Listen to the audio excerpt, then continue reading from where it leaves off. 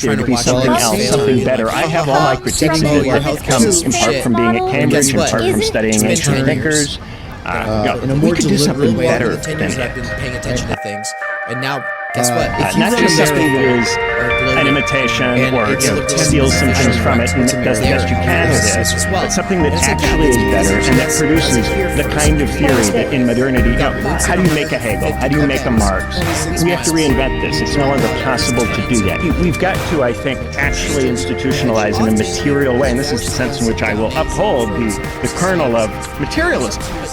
Actually giving a shit about the structure and what kind of structure is necessary to give rise to a form of life in which this kind of really, really good work can be produced. All right, everybody, what you're about to hear is something that I'm getting up and out there as fast as possible. We have over 40 videos in our back catalog, including a lot of episodes that haven't gone to podcasts. We got so much stuff that is going to be released over the next couple of months that we've got up our sleeve that we're excited to share with you. But what I'm sharing with you today is something that I think is absolutely essential, and you're going to fucking love it. You're going to fucking love it. It's Michael Downs and Benjamin Studebaker, two of my favorite people in the world of theory, having a very serious conversation about libido. And you can think of it as a sort of full frontal assault on Deleuzean libido from the standpoint of Plato or Lacan. And then we have to hash out the differences between Plato and Lacan when it comes to that special something and drive, right? What drives us? What drives us? Is it pushing or pulling you? This is the end of limbo week. Tomorrow is the new year. The question of drive, desire, libido, that question is going to become very important for the next month and a half for a lot of people that you love, if not yourself.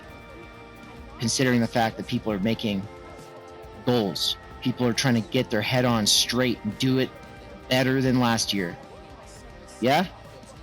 Well, a lot of that's going to lead to burnout and binging and backtracking and failure. And yeah, maybe it's a failure people learn from, but maybe it's a part of their annual process, right?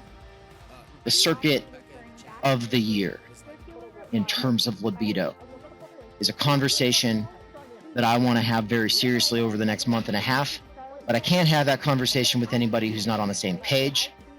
And getting Benjamin and Mikey on the same page helps all of us get on the same page. So I'm bringing Cambridge PhD academic and the fucking poster child of underground theory into a conversation. And I think if you just watch the way that they engage with one another and the subject matter, it's a supreme example of what I want to see more of and what I've worked so hard with Nance to make possible over the last 2 years of all the M-Stewers and, well, the M-Stewer Con is really what's going on. The touring, the M-Stews, the conference, all of it. It's all part of this thing. And if you think you know what it is, you don't. So stay tuned. Open your mind a little bit and get excited. But also trust the plan. There's a lot of really cool stuff coming down the line. But this is something special. And that's why I'm publishing it right now. Do something better.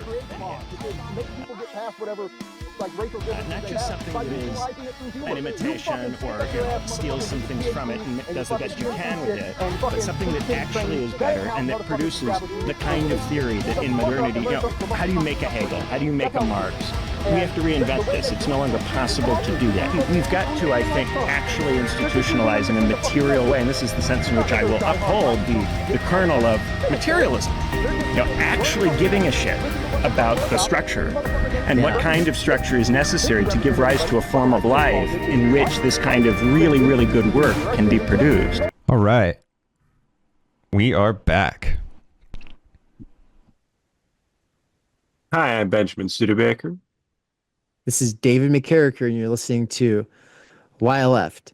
In this episode, you're going to hear a presentation from Benjamin Studebaker. And I'll just say, well, this is another one of those amazing pieces that I solicited from him. I want to see Plato, Lacan, Deleuze face off. I want the contradiction so I can slipstream my way into understanding these thinkers better. I love that Benjamin loves Plato, but of course, and Marx. Can you imagine how lame it would be if he didn't like Marx? So anyway, I love that you love Plato, and I love that you're able to dialogue with the fault line through dialoguing with Mikey's lecture 5 in the series that he's doing for his seminar, available to subscribers, and maybe we'll publish it on the channel at some point. But for now, just know it is an epic that lays out the libido between Deleuze and Lacan. That's my simple little outline. Mikey will elaborate and respond to Benjamin after Benjamin's presentation. But for now, please put your literal and figurative hands together for Benjamin Studebaker talking about love and libido.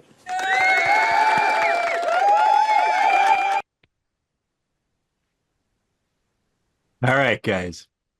So this thing is, as Dave says, an attempt to engage with Mikey's discussion of the role libido plays in the work of Deleuze and Guattari in that 5th entry in the seminar series, the 5th seminar. I think it's really cool if you call it the 5th seminar, isn't it? Isn't that kind of a cool name for it? It was a cool seminar. But that's available to TU subscribers. So I take Mikey's interpretation of D&G for granted. I don't challenge it. I'm not messing with it. I'm not quoting Deleuze and Guattari. I'm just working off Mikey's version, which I think is perfectly stable and adequate a basis. So my goal is just to complement what Mikey is doing by Platonizing his discussion a bit. And in Platonizing Mikey's discussion, I think it becomes very, very clear exactly what's wrong with Deleuze and Guattari. Why it is that Deleuze and Guattari are an inadequate basis for entering into politics. They have an ontology that just does not permit us to identify or make sense of a lot of the major problems we have.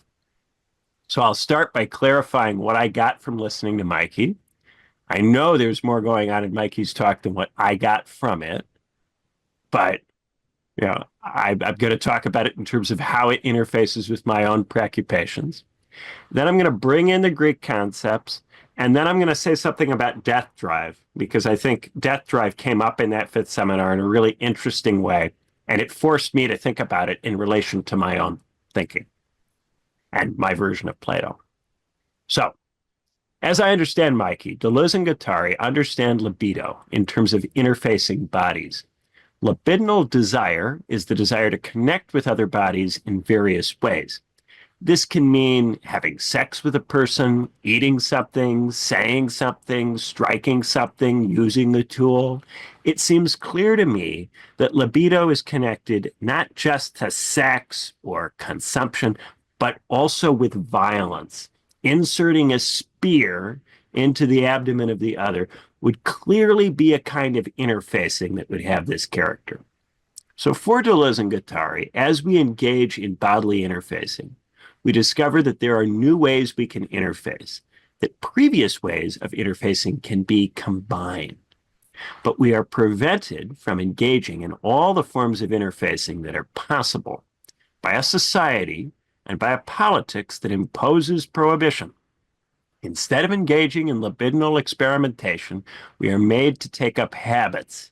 These habits grant us some opportunities to interface, but these opportunities are limited and repetitive. Since for Deleuze and Guattari, our libidinal desire is constitutive of what we are, this prohibition is an attack by society or by the polity on our individuality.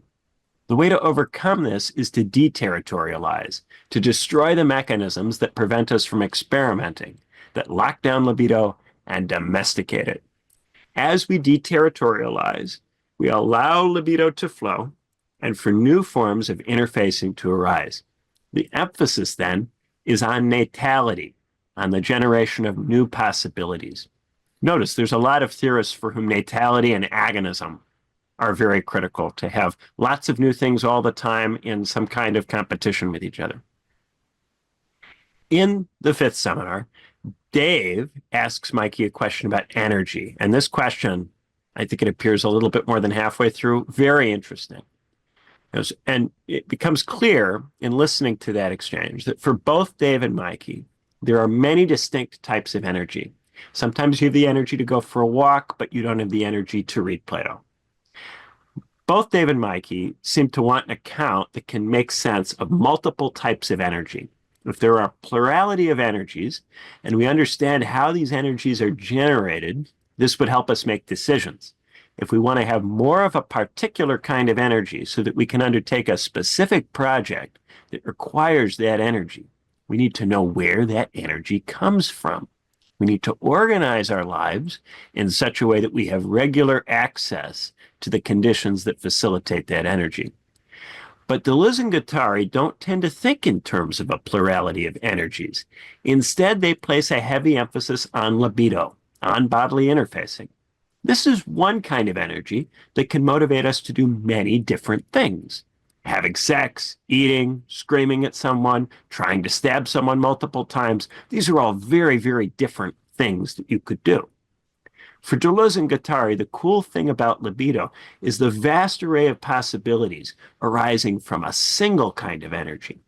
Their theory is, of course, completely amoral, but for them, to judge is to territorialize, and to territorialize is to repress.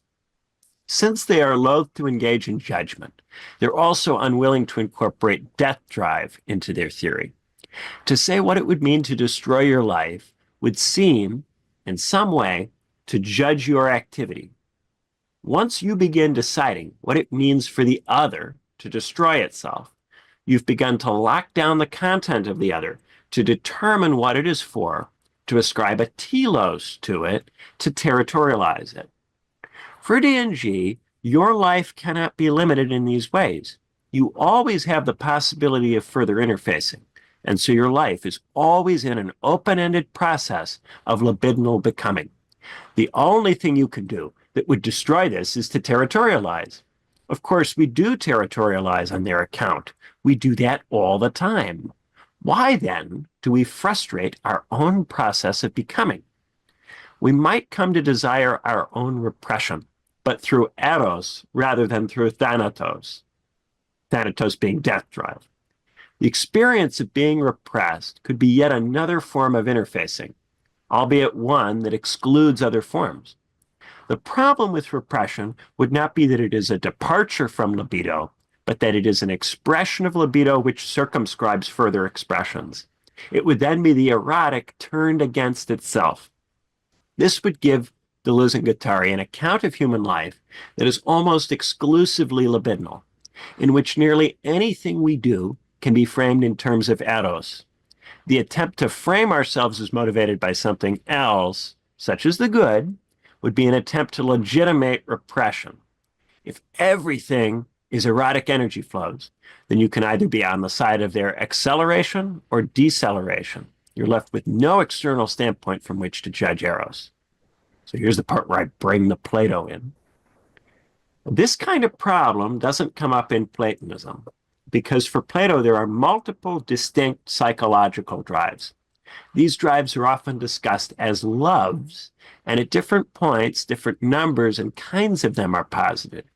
In the tripartite schema from the Republic or from the Phaedrus, 3 different drives come up. The love of wisdom or the good, the love of honor, and the love of pleasure. The Greek language has different words for these things. I'm inclined to say that libido is concerned with bodily pleasure, with the what it's likeness of various modes of interfacing. It's to do with eros. And what really convinced me that that's what it is the bit where Mikey is saying, it's me doing this. Wow. Ooh, oh, it's me. This thing about libido of focusing on how my body's doing this stuff, how cool is that? This is very eros. Now, beyond eros, there's also the love of honor, what the Greeks called time. Honor is to do with recognition. A person who is moved by honor wants to be well thought of by other people. And Dave often talks about some of this in terms of Bourdieu. Many people have, for instance, a desire to be recognized as a legitimate practitioner of a craft, what the Greeks call techne. They want recognition within a field. There are other situations in which we want recognition, and in all of these cases, time is involved. So bear in mind, I'm understanding time really, really broadly to include every kind of instance in which you want someone to see you a particular way. You want to be seen a certain way by somebody, right? And there's all sorts of potentially valuable reasons that you might have in life. Same goes for eros, that you might want to have an experience or you might want to be seen in a certain way. I'm not negating any of this, right? But it's not all that's there, right? Eros and time are both focused on the position of the body vis-a-vis other bodies. So the person who is concerned with eros is concerned with the way their body interfaces with other bodies. And the person who is concerned with time is concerned with the way their body appears in the eye of the other. They're concerned with the judgment of others. In both cases, other bodies are valuable instrumentally in terms of what they can do for you. They can be erotically interfaced with, or they can give recognition. So when we are in eros or in time, we are identifying with our bodies, treating ourselves as distinct from the totality. The love of wisdom, or the good, overcomes this alienation by allowing us to identify with the one from which all bodies emanate, with the totality itself. From this point of view, we're able to ask ourselves if we are serving other bodies as ends in themselves. This requires us to think about the good of the other and to question whether our activity is aligned with it. Because we are in separate bodies, it is difficult to know the condition of the other. We should not assume we know what is good for another body. We should exercise humility in judgment. That said, if we become intimidated by the epistemic difficulty of the task, this would be a form of cowardice. We need courage to act when we cannot be sure we are right, as well as humility to prevent us from acting rashly. This need for contradictory virtues that apply in different ways at different times requires us to exercise prudence. We need to be able to distinguish among cases to apply the right virtues at the right points. All of this is very difficult. The more we succeed, the more prone we are to pride and hubris. The more we fail, the harder it is to generate courage. But if we can apply this love to all bodies, regardless of whether those bodies are conferring pleasure or recognition upon us, we move into the domain of agape. The task of philosophy for Plato is not to deconstruct or deterritorialize. It is to make this move from the preoccupation with eros and time toward agape. In this way, we return to the one from which we emanate. We come back to the totality, all of which is intrinsically meaningful at every point. Now, sometimes this schema is further complicated. There are several other drives that get discussed by the ancients. Pragma, which is concerned with performing duties out of a sense of obligation. Pragma is often invoked in commercial contexts where it's tied to the necessary business of life and the day-to-day transactions that comprise it. You'll also see it invoked in family settings to refer to cases where people are in marriages for economic reasons, where they are in marriages, to have a functional household, not because they love the person, but for some pragmatic reason, right? The things that you owe to your spouse just because they're your spouse. Then you've got ludus, a Latin term contributed later on by the Romans. Now, ludus is concerned with flirting and playfulness. You might be tempted to think of ludus as a kind of eros, but I'd frame it as the love we feel when we are in a liminal relationship with someone or something. In this situation, we can code or recode the love, experimenting not within eros, but among the different loves. Playing with people allows us to explore the possible kinds of love we might have with them, It also allows us to question habits and existing relationships, potentially reconfiguring them. Now, third, we've got philautia, which is concerned with the love we feel for ourselves. Agape necessarily includes one's own body. Your own body is part of the totality, right? So it's not possible to rule over ourselves if we don't love ourselves. Without this love, we experience self-government as repression. We rule ourselves too harshly, denying ourselves things we need, pushing too hard against eros and time. This leads to a return of the repressed as we rebel against ourselves. Repression, then, is not merely the regulating of eros and time. It is an excessive regulation of eros and time that comes about as a result of insufficient philautia. And we've got, fourth, philia, which is concerned with the love we feel for a friend or a brother, someone we consider equal to ourselves.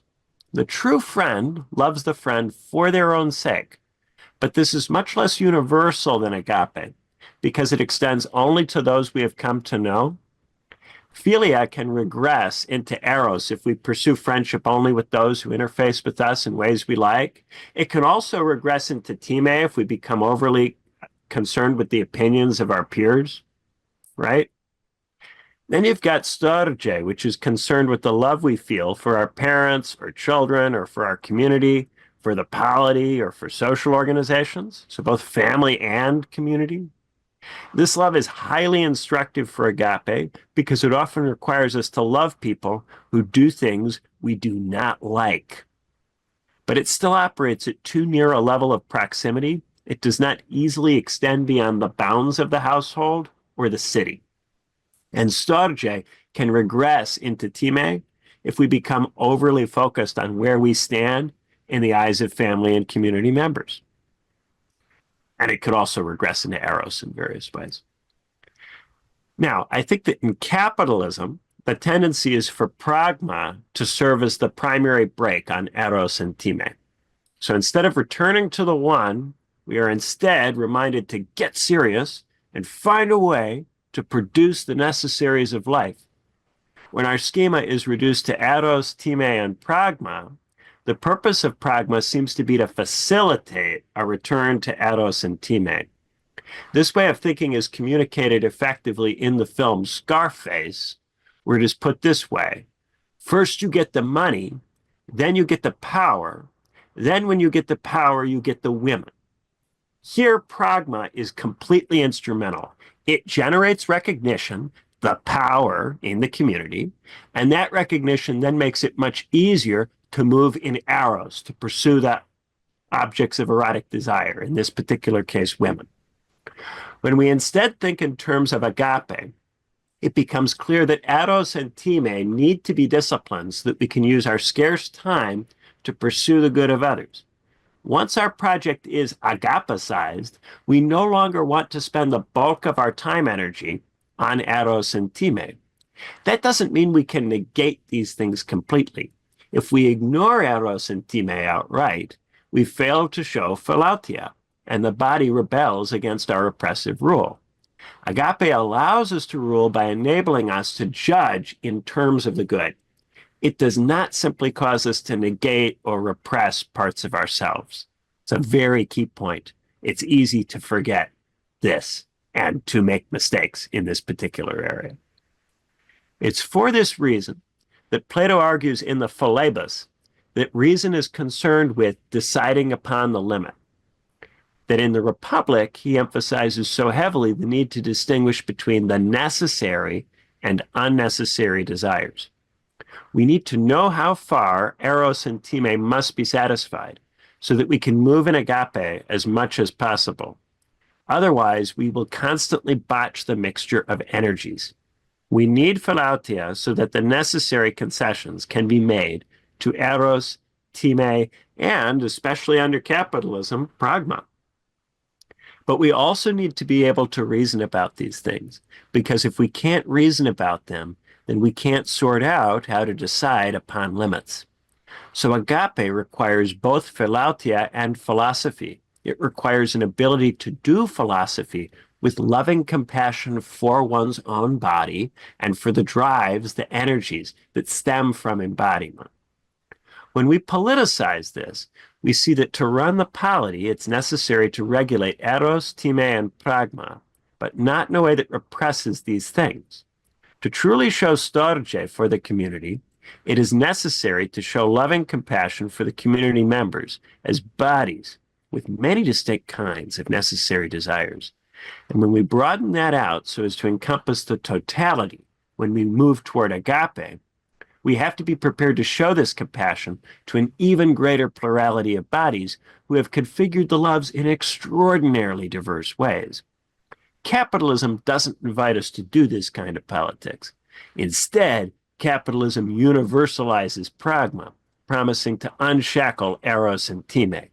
Instead of universalizing access to agape, it obscures the possibility of agape, storge, and philia, treating all other regarding behavior as the performance of pragmatic duty, as always already instrumental in character. It's in this sense that Deleuze and Guattari are consummately capitalist. Now, many are inclined to respond to them by trying to return to a pre-capitalist configuration where agape is accessible to a narrow elite. But I do think it's possible, and often necessary, to become alienated from good things, so as to reobtain them in a fuller and more complete form at a later stage. And this is why my position is not simply anti-capitalist.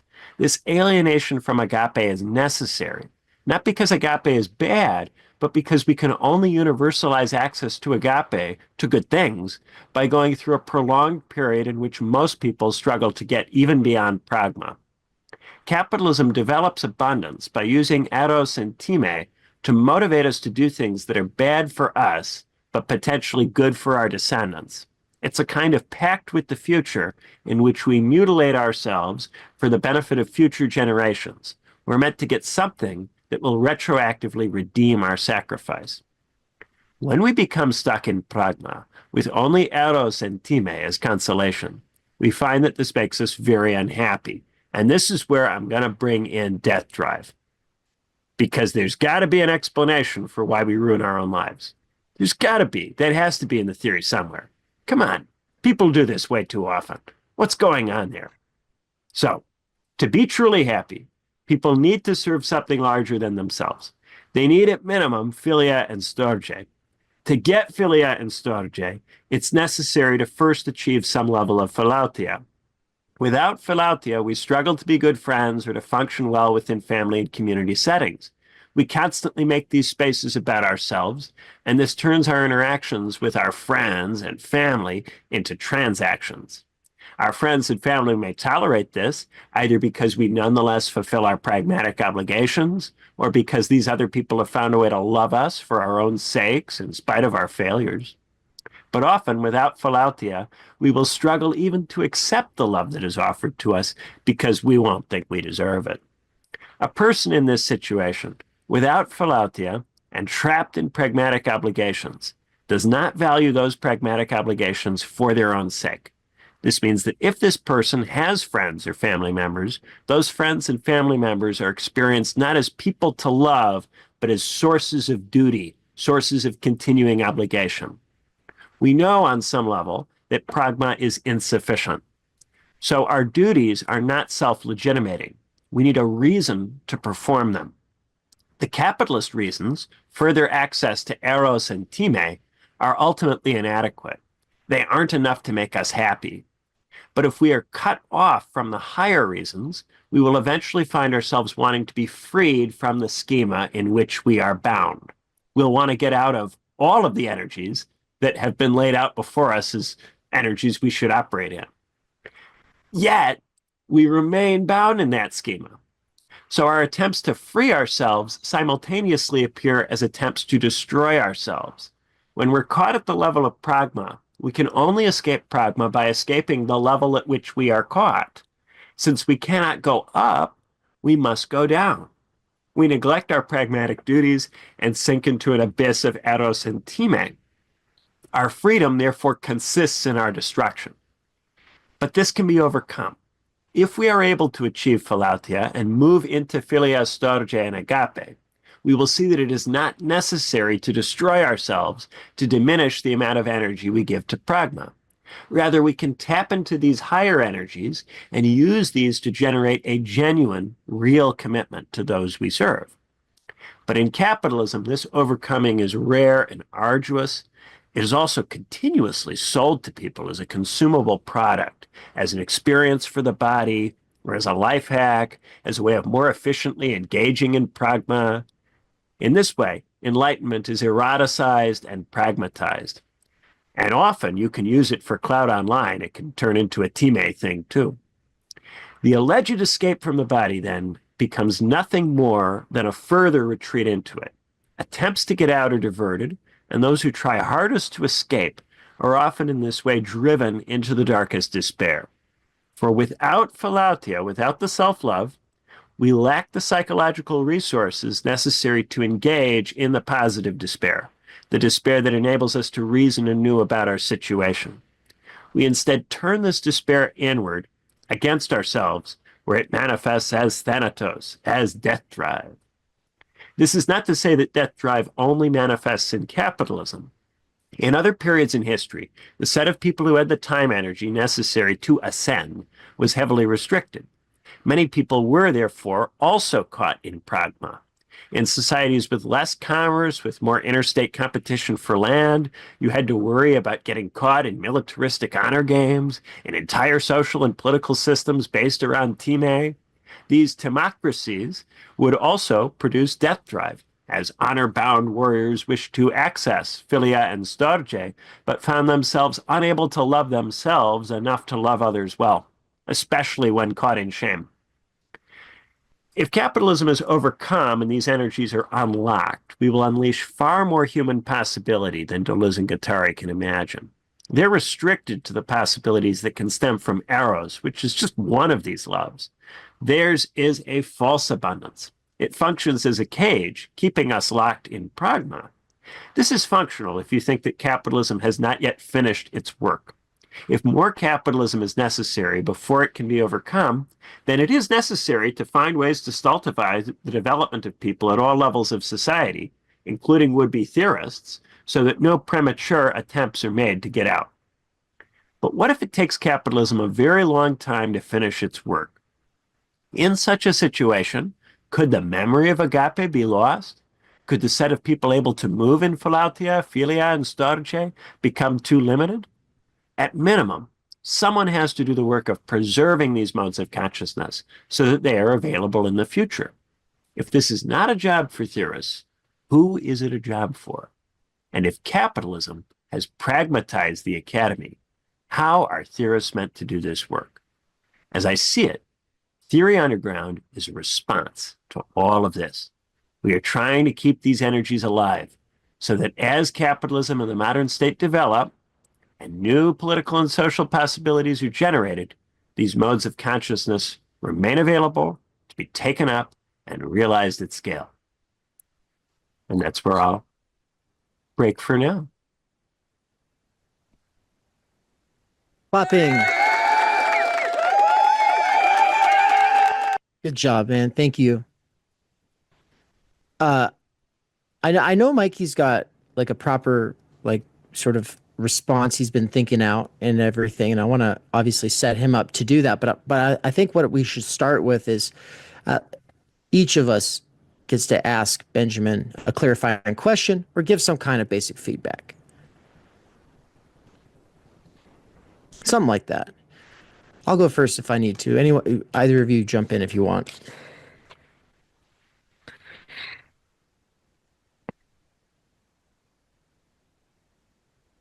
So it looks like Dance will. Okay. I think thinking of, I don't know, death drive is this like the result of a surplus that like can't be, I don't know, satisfied or fulfilled or culminated or whatever it is in the like modality that we're habituated into, like where it comes to gratification or edification like it comes down to the body or it comes down to recognition. And then death drive emerging as like, I don't know, is it like the surplus itself emerging, or would that then be like some kind of like dysfunctional mechanism in the subject themselves, that's like gone haywire? So I don't know. Like I like it, and I think I'm tracking it, but then I wonder, like, so is this something that we can like get under our thumb, and we can harness, like we can make ourselves aware of this tendency, or is it maybe like I don't know, does it become some inhuman thing? I guess I'm still hoping that we can like we can kind of contain it, because I don't know if we can change material conditions to the point where we could get back to agape. Like I think for the time being we're still stuck with kind of eros into to the honor, so that the gratification and the edification, like I think we're still stuck there. So I guess I just wonder how much of this is, I don't know, prescriptive versus descriptive, I guess. So ultimately, I guess the same problem I have with proper Lacanian stuff. But I do feel like, for me anyway, this is more robust. This is like a more material kind of accounting for this drive and where it comes from. I think. Yeah, I think very few people are really able to get into agape and stay there for any length of time. But things like philia and storge can give you meaning in life that allows you to, when you're carrying out the duties that you have to people, to not think of them as pragmatic duties that are about enabling you to get back to your eros and your teammate, right? They become actual ways of serving the people that you know and love in your life through, maybe it's through the craft that you do, or maybe it's through relationships of care or concern that you have. I think that is the horizon for a lot of people at a lot of points, is to get to a stage where they're able to look at these duties as something that actually does have an intrinsic meaningfulness, is not just a delayed, mechanism for getting the power in the women.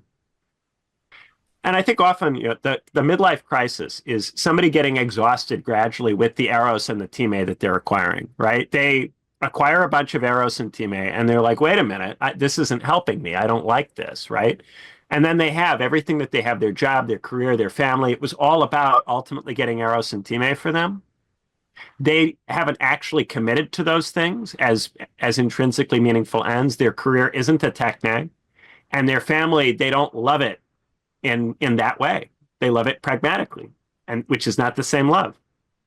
And so they blow up and destroy the family, or they blow up and destroy the career, or both, because the career isn't a techne and the family isn't the beloved community. It's a pragmatic cage. But I think that a lot of people are still, despite everything that goes on, able to varying degrees, get at philia and storge, but it's hard, very hard to do. And a lot of the time people are saying, what about your possibilities? What about you?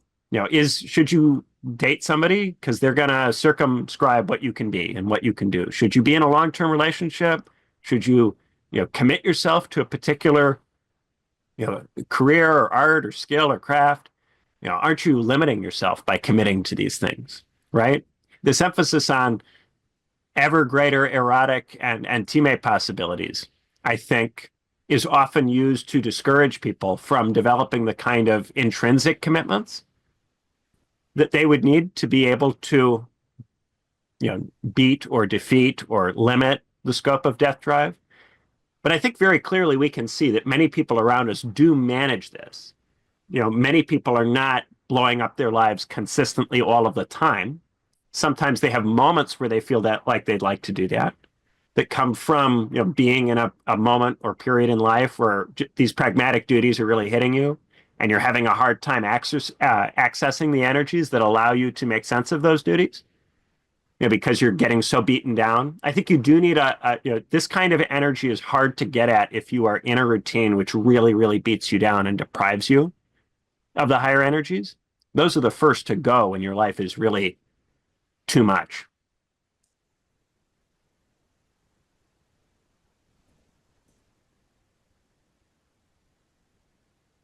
I have a couple points I'll save until the panel. I didn't really. I kind of thought it would go instantly to panel. I didn't realize Mikey's going to do a little presentation, but I'm excited for it. Like that's my dream come true. It just came true faster than I thought.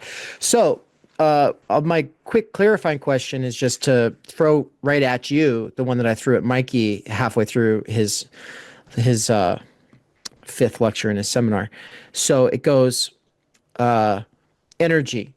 I was talking about there being different kinds. I was talking about creative, intellectual, emotional, social, and physical forms of energy. You can go do some physical thing and feel very social afterwards, but not like you could do some serious writing. Or you could do a Zoom call and it's social, but you're not going to get serious writing done afterwards, right? And there might be a way that works where you did some serious writing and now you're not just like in the right headspace for some kind of emotional or social roller coaster that a certain relationship is, you know what I mean? Like you're not in the right headspace for it. But we say headspace, but what we're talking about is a kind of energy. And introvert, extrovert comes from this distinction. That's going off of the social energy spectrum. Whereas there's going to be other kinds, like emotional or physical. And so it works different ways for different people. And that's about as much as I thought about it before turning to psychoanalysis for the last few years, insofar as I have. And like I said, this is all in Waypoint Chapter 3. Okay. But you're referring to the drives as energies. And I think this raises a really interesting question about so when I'm talking about creative, intellectual, emotional, social, or physical forms of energy, we could also bring in spiritual forms of energy. There's other ways we could talk about it. I wasn't thinking about those as drives. And when you're talking about these drives, I wasn't thinking about them as specific kinds of energy. And so I guess I'm interested in squaring that. That's the first question. It's just kind of, so yeah, how would you relate these different loves or these different drives to those different kinds of energy that I was outlining? How do you do that? Yeah, so when I was listening to you guys talk about that, there was this sometimes you have been at work all day and you're up for something that's different from what you've been doing. You've been depleted in terms of one kind of energy, but you're up for something else. And I think that writing well about theory requires you to have a certain kind of energy that's quite difficult to get at. And I do think it's something like, at least for the kind of writing that I'm trying to do, it's agape. I have to be in a headspace where I'm not blaming people for the things I'm trying to think about. I'm not mad or upset about these things. I'm not thinking in terms of me and whether I'm being recognized for my work. I'm not, suffering I'm not hungry. I'm not thirsty. I don't need to do something physically. There's all of this stuff that you have to take care of related to Eros or related to Time to be able to have so that the body's not in rebellion, right? So you have to satisfy the body without catering to it. And that's the philautia, which is necessary to then access the higher loves, right?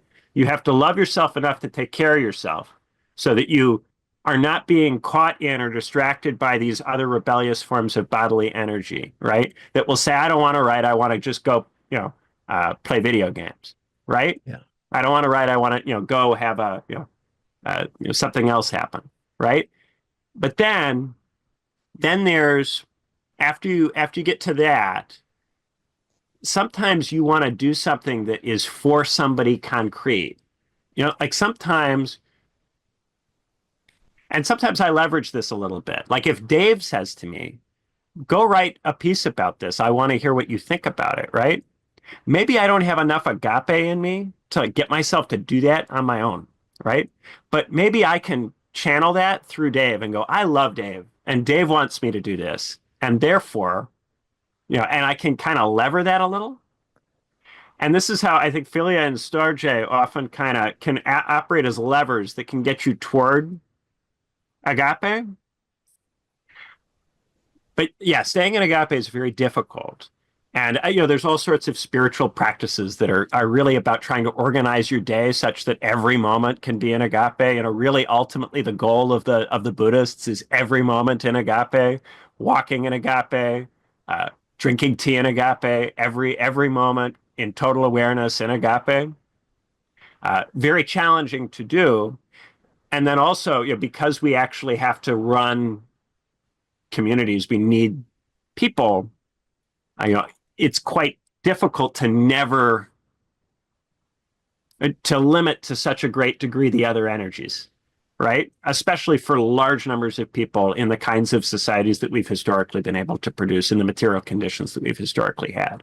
So I think that while it might be possible for very small numbers of people to get in agape for extraordinarily lengthy periods of time, that's not scalable. And part of how, for me, agape manifests is this desire to actually help other people be in the higher energies. And I feel like if you're not doing that, there's something not complete about the praxis. Now, some people will say, well, it's not possible for them for various reasons. It just can't be done. And if you do this, you'll distract yourself from the things that could be accomplished by staying in that energy more consistently across time. But I do think there's something to be gained from concretizing a little bit prudently and coming back into the cave. In the allegory of the cave, Plato comes back into the cave and helps other people get out, which means he has to leave the sunlight. He has to come out of agape a little bit and interface with these other things. And I notice, a lot of the staying in agape, even in the Buddhist monastery, involves eating and drinking and taking care of the body. There is still going to be a need to manage these things. And I do think it's historically contingent and interpersonally contingent how much of the desires that come from the body can be managed and how much have to be acceded to or accommodated. And I think oftentimes when people have these very hard rules, you have to never have sex, or you can't eat any meat, or these kinds of rules, they don't work for everybody, certainly not at every point in history. And part of the task is to lovingly suss out what are the necessary desires for you and for the other people that you care about. What are the things that these people have to be able to do, or it's going to cause a problem and it's going to end up ultimately destroying what you're trying to do anyway. So this would be kind of how I think it fits. I think that actually these, like the capacity to do these different things, comes very much out of which of these energies you are in at any given moment, which one of these is the one that is running the show. You're moving in one of these energies. And that's why your drive is you are driven to do, right? You are driven to move, right? And the energy is the thing that, allows for the movement. So they're very similar to me. They're very closely related. And maybe I should distinguish more than I do between drive and energy. Maybe there's a reason to do that. But for me, they're very, very similar, because I think to do the very concrete things you're talking about, like write a paper or go for a run, one of these energies would be the appropriate energy, right? A run involves either a sense of pragmatic duty to maintain the body, or maybe a philautia, kind of self-love, take care of yourself. Or maybe it's erotic. Some people talk about a runner's high. There's a few different energies that you could do it in. And this is one of the tricky things. You can't tell just from an activity which energy is motivating it. And the activity is incredibly different depending on which energy is the energy behind it. And oftentimes people get really confused about what's going on, because they think if someone's doing activity X, they must be doing it in energy Y. And then when that's not true, the activity has totally different meaning from what everybody thought it meant. And this comes up in the Republic, where, eventually some of the auxiliaries, the honor lovers, become members of the philosophical class because the philosophers aren't able to tell what's going on in them. They are so good at pretending that they care about philosophy and the good that the philosophers genuinely, even the philosophers, cannot tell the difference between them and these honor lovers. And this confusion, because of the separation of bodies, is just not possible, even with an enormous amount of philosophical practice, to completely put off. It inevitably will happen. Perfect. Thank you. Yeah. So I've got follow-up questions that will be better for you and Mikey once he's gone. So for now, Nance is going to roll a quick little commercial thing. It's only going to be a short one, not the normal PSA. And then we'll be back for Mikey's. 2 minutes-ish, and then we shall return, folks. Hey, how are you? What are you up to?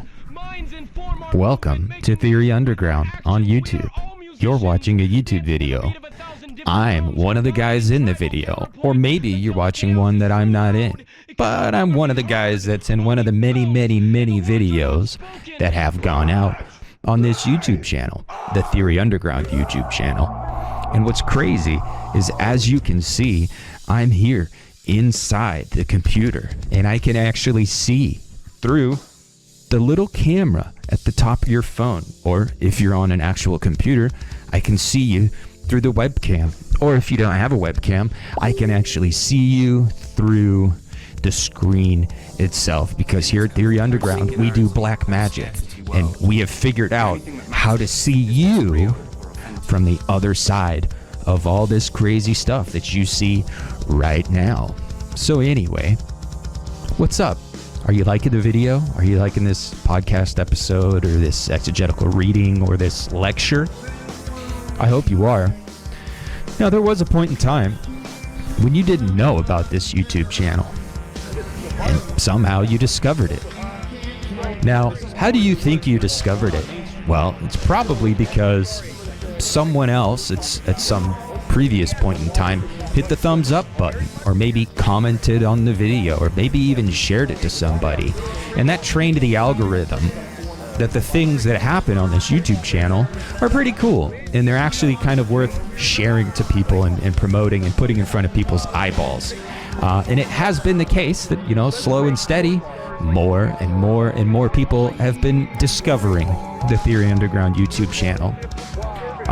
So do not only your past self a favor, but do the next guy, you know, the guy who isn't here yet, but who will be here soon. Do them a favor and like this video. Give it the thumbs up. You can even give it a thumbs down. That still tells the algorithm that there's something going on, but we would prefer a thumbs up. Give it a comment, you know, give it a share, send it to someone in a text message, or share it on your social media pages or whatever. And yeah, do the next guy a favor. Pay it forward. Yeah, be cool. Merry Christmas, Happy New Year, all that good stuff. Anyway, we'll return to your regularly scheduled programming shortly. I just wanted to jump in here real quick and say hi to you all. So, hi you all. Thanks.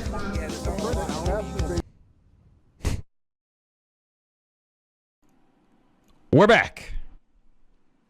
Welcome back, everybody. I was just going to say a couple things in introduction to Mikey's. So for those just coming in on the stream, or those who were in and out of consciousness, multitasking as things were going down, what Benjamin just presented was a response to Mikey's session 5 of his first seminar. And it's just called Libido, in all caps. And that was done on December 15th. And since that time, Benjamin has listened to it, has written a piece that I have shared the link to multiple times in the live chat. So you can all click on that and go look at the Greek spellings for some of these words. Like, I know I could not have written philotia. I could not have written that out without knowing what it looks like. And, you know, so or time.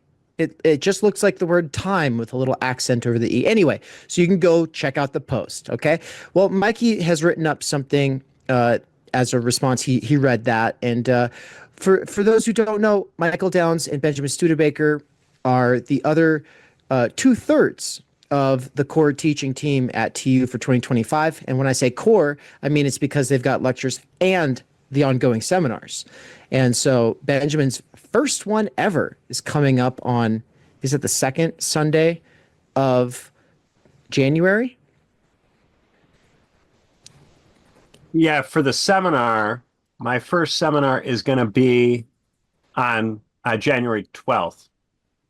And when is Mikey's next one? And Mikey's. I don't know if we set a date for it. We got it. We did. Oh, yeah. We just got. We did for the course, at least. I'm not sure we did for the seminar, actually, now that you mentioned it. I don't think we did for the seminar this month. Yeah, I think that's right. We still have to do that. Okay.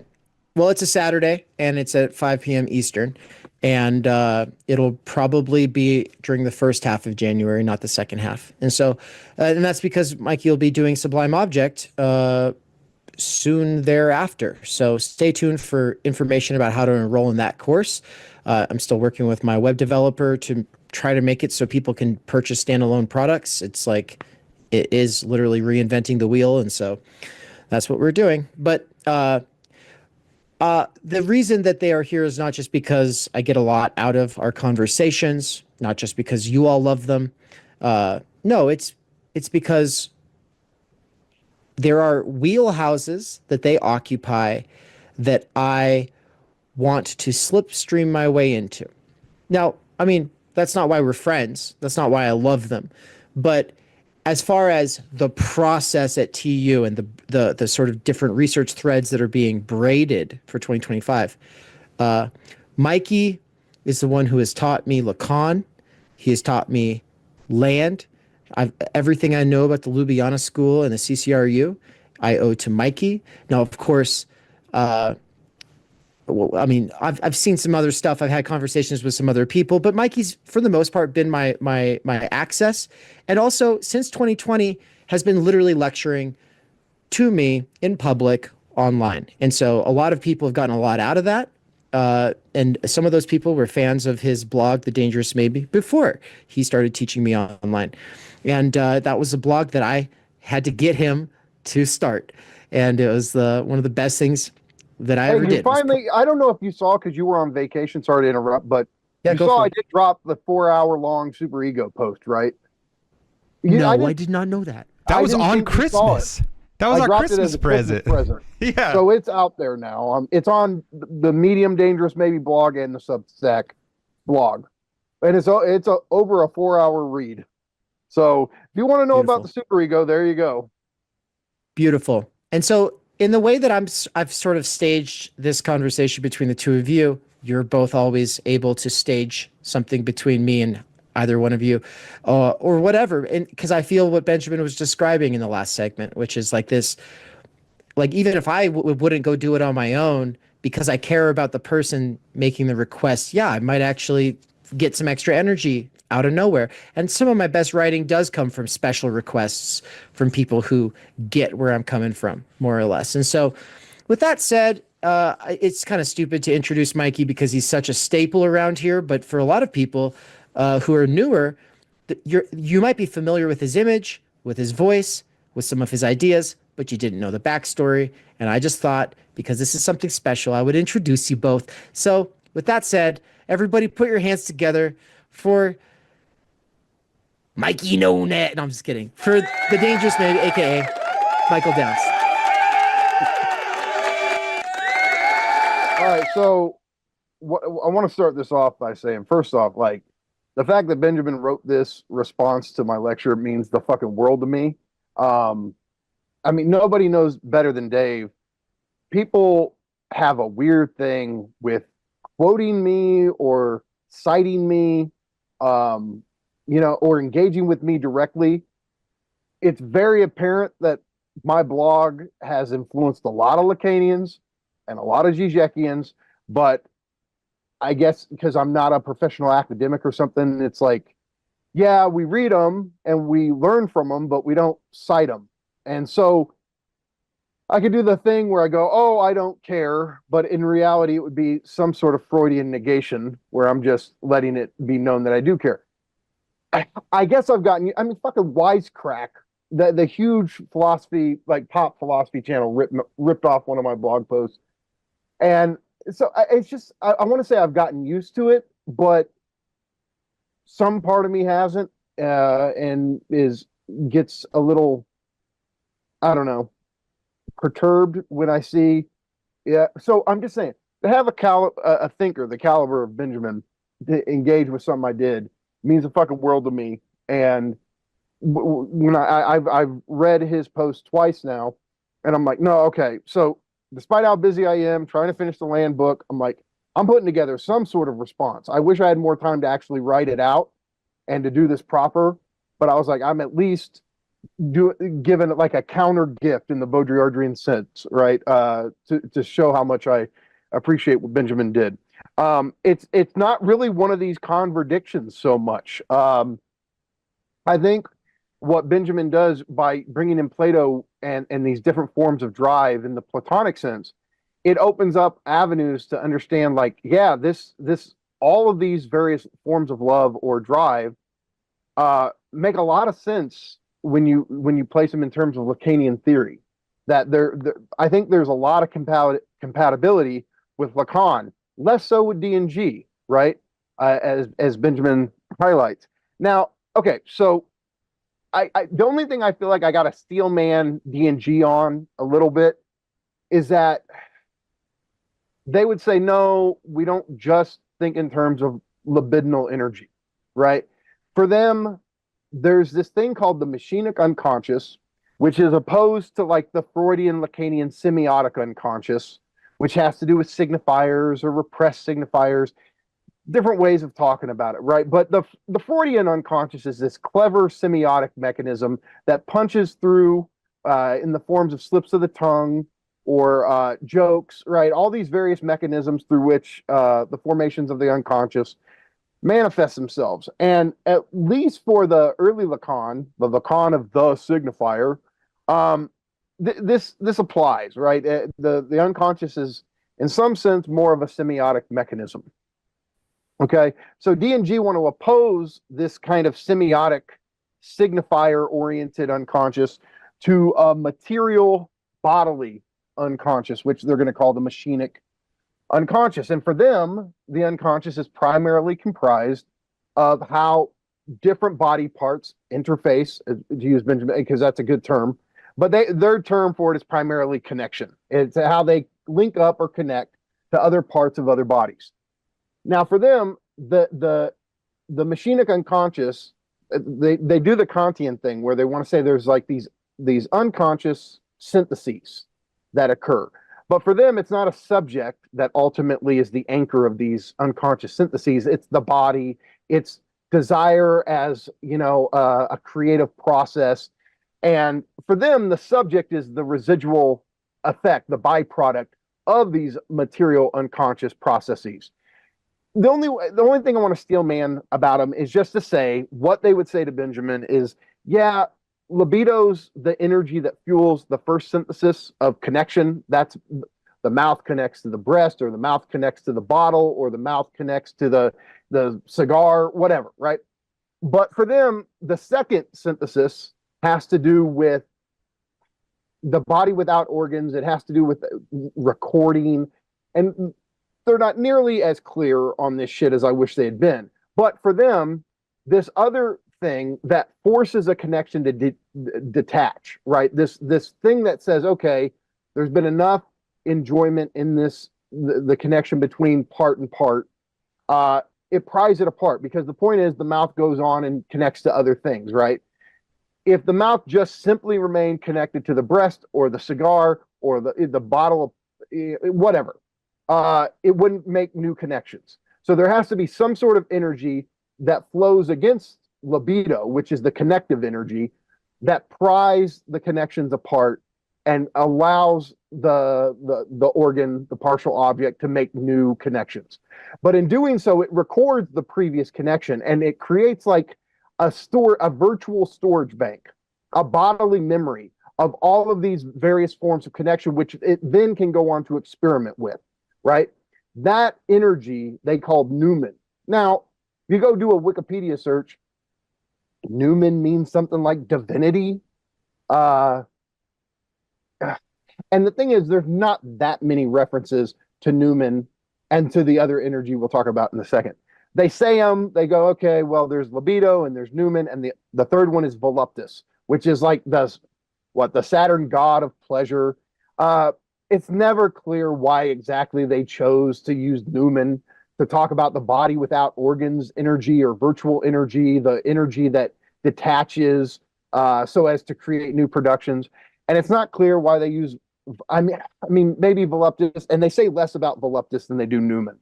But voluptas has to do with some sort of, okay, so as we make connections between body parts, actual connections with other actual bodies, and as we disconnect or detach, and that gets recorded into the virtual storage bank of things that we can reattach to or recombine or experiment with, all of this is synthesized in the intensities that we actually experience in the body.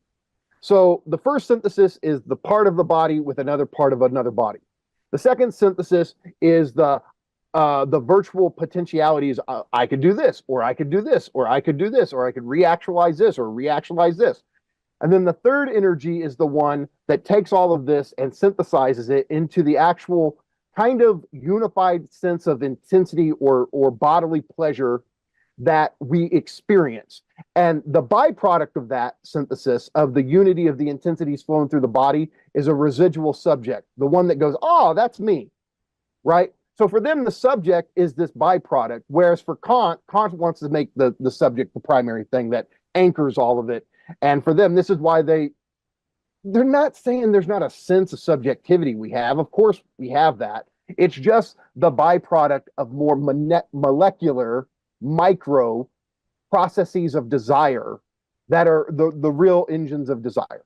So the three forms of energy: libido, Newman, voluptas. Now, to steal man and defend Benjamin, there's a way you can just say it's all libido.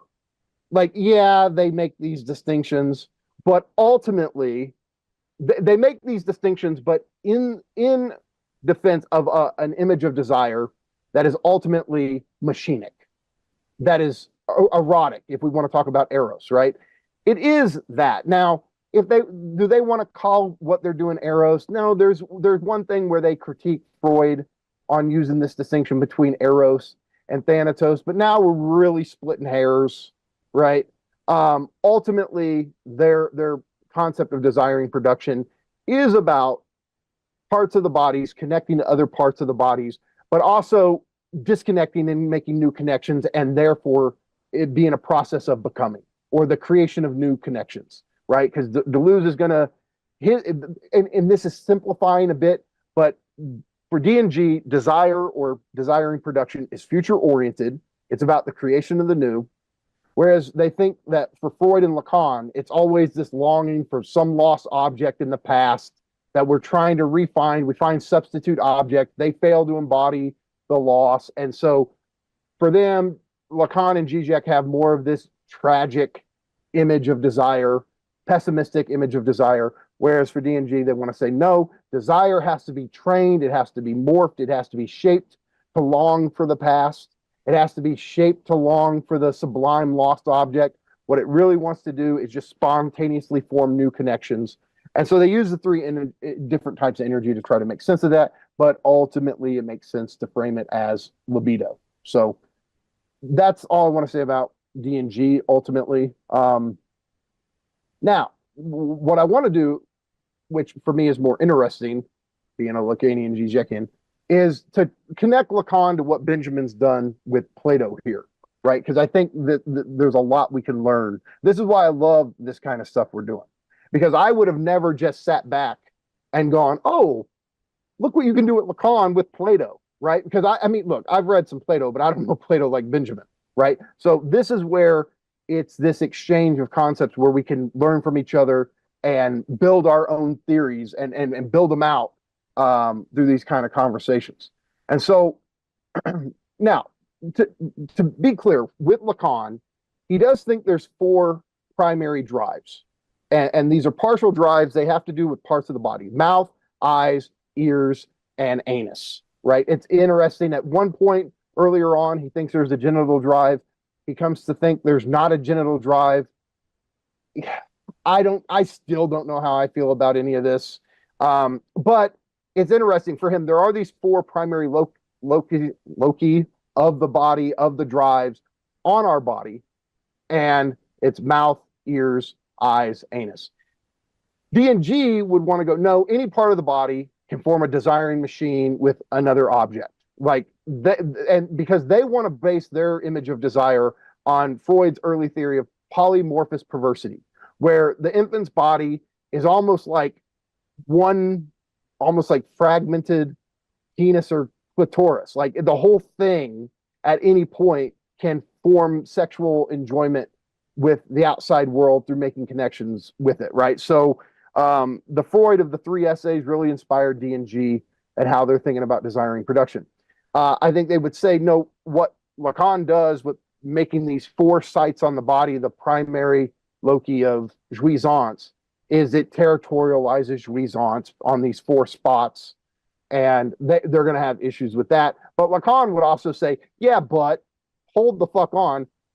Actual analysis shows that people's jouissance is typically connected to one of these forms of drive.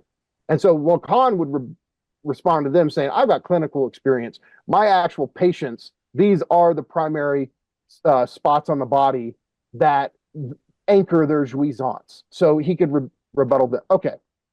Point is, though, for Lacan, just because, like, for him, there's four drives, and all of them are a death drive. So death drive is almost, when you get technical about it, it's kind of a fourfold drive between these different spots on the body. And that whatever our forms of death drive are, somehow they're anchored in either one or many of these four drives, right?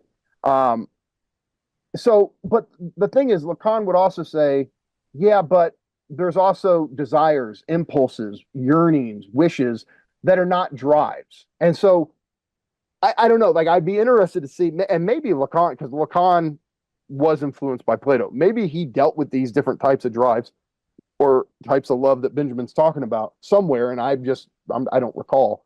But he wouldn't deny anything that Plato and Benjamin are talking about. He would understand that what Benjamin's highlighting in Plato, these are true tendencies of the human being. He probably wouldn't want them called drives because he wants to have a more sharp, strict definition of what a drive is, but he wouldn't deny that these are impulses or desires that we have. So that's kind of a technical thing, but I just want to say that's it. Now, one of the differences because we keep talking, basically we want to talk about a taxonomy of energy, right? And I don't think we need to ignore the basic way, like normies would even give it.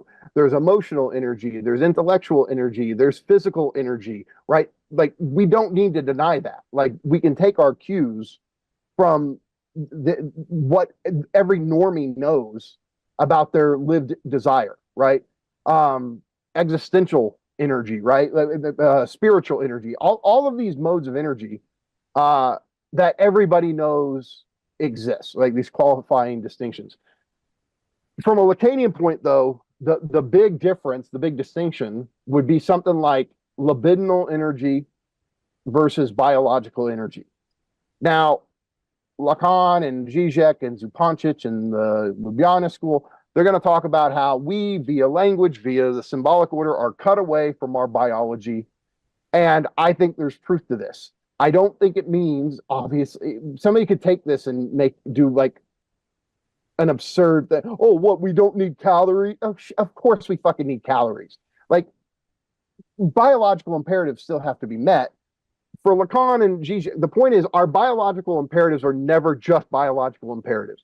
They become fused with fantasies, with forms of jouissance, with excess, with egoic identification that complicate our biological imperatives in a way that animals don't have them complicated in the way that we do.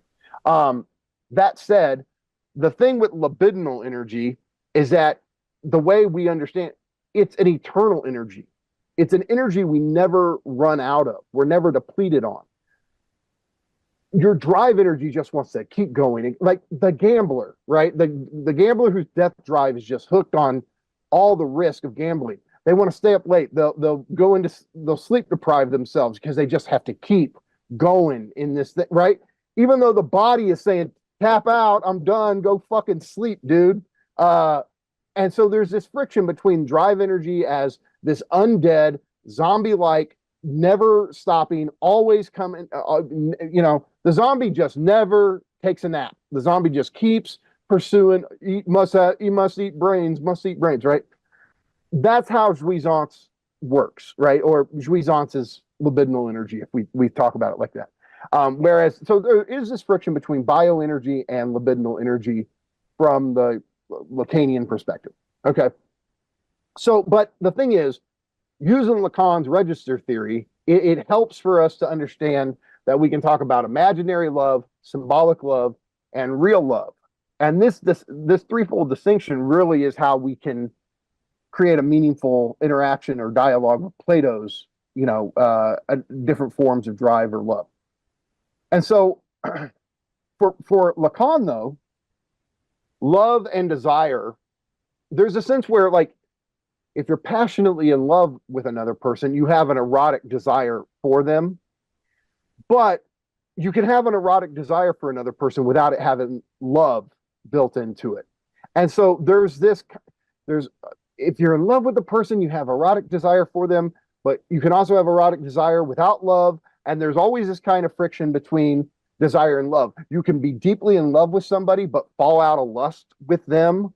And that can create all kinds of problems where you really do love them. You want to live your life with them, but maybe you do want to have sex with somebody else. And that these are real problems real couples deal with. And so for Lacan, he always wants to say, like, we need to think in terms of love and desire and see how they often are closely related, but also how they can stand in sharp conflict with one another. And so, look, just to run through this real quick. The love of pleasure, we're eros, right? We can say this is the love of bodies, this is sexual enjoyment, sensuality, etc. We Lacanians would add in death drive and jouissance. And so this is where this distinction we always use gets brought in: pleasure principle versus death drive, or pleasure versus jouissance, right? For Lacanians, libido is primarily associated with this excessive pleasure and pain called jouissance, not so much in pleasure, which is just homeostatic relaxation, calmness, equilibrium, right? A lot of thinkers of eros, a lot of thinkers of that are going to think in terms of this early Freud of the pleasure principle. Like, what eros is essentially trying to do is return to homeostasis, right? And here's the thing: like, you want to return to homeostasis, like the pleasure principle says, just find somebody and fuck them right there on the spot. Why do you need consent? Just do your thing and return to homeostasis. The reality principle is there to go, no. You can't just fuck anybody you want whenever you want. There's a bigger world around you. You have to contain the way you go about releasing the tension, the excitation built up in your body. You can't just return to pleasure however, whenever you want. There's proper ways to go about doing this, right? All right, that's the old Freudian theory of libido. What he later comes to would be on the pleasure principle is this other thing called jouissance, which is actually what our libidinal economies are geared towards, or not just trying to return to homeostasis as quickly. It's about building up excessive energy in ourselves that is self-destructive or undermining or problematizing or causes drama, right? It's ways we give ourselves too much trouble. But this distinction between pleasure and jouissance ultimately, this is how Lacanians are going to think about libido. Whether they want to say libido is just pure jouissance, or they're going to extend libido to say, no, it's this friction or dialectic between pleasure and jouissance. That's how they're ultimately going to think about the love of eros, right? The love of pleasure or jouissance.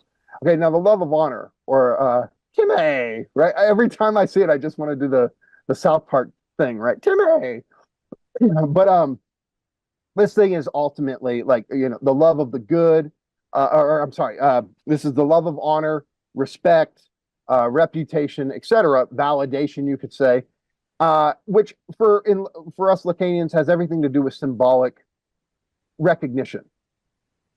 This is how we think about, it's basically like the love of the big other or the ego ideal. There's some sort of like social mandate, social value you're trying to live up to, you're trying to embody, that if you do meet certain criteria, you will be honorable because you've embodied that ideal. And human beings obviously do this all the time, seeking the only look for Lacanians, the only issue with this kind of love, because look, Lacanians have a tendency to kind of downplay this. Like Todd McGowan, Žižek, they all do this. The reason they downplay this form of love is because they think it can never make good on what it seems to promise. Is that there's a way, if you manage your expectations, having the respect of your peers is a great thing. But if you're overly invested in the validation of the other, like, oh, if I can just please the other, that makes you very susceptible to being manipulated. It makes you susceptible to of living yourself, trying to just please the other, not live according to your own desire. Look, the ethics of Lacanian desire is essentially like, do not give ground relative to your desire. Even though your desire is ultimately going to be cobbled together from the other's desire, there's points in your life where you can name your desire. You can choose your desire, right? And if all you do is try to please the other, you're going to kind of be lost in the other in a way that maybe we can say, using existentialist terms, is inauthentic.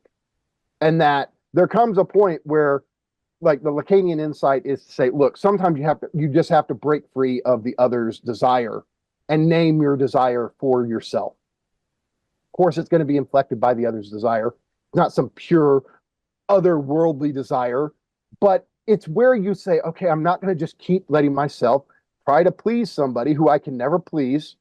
And I'm going to define myself through my own stance on naming my own desire. Something like that, right?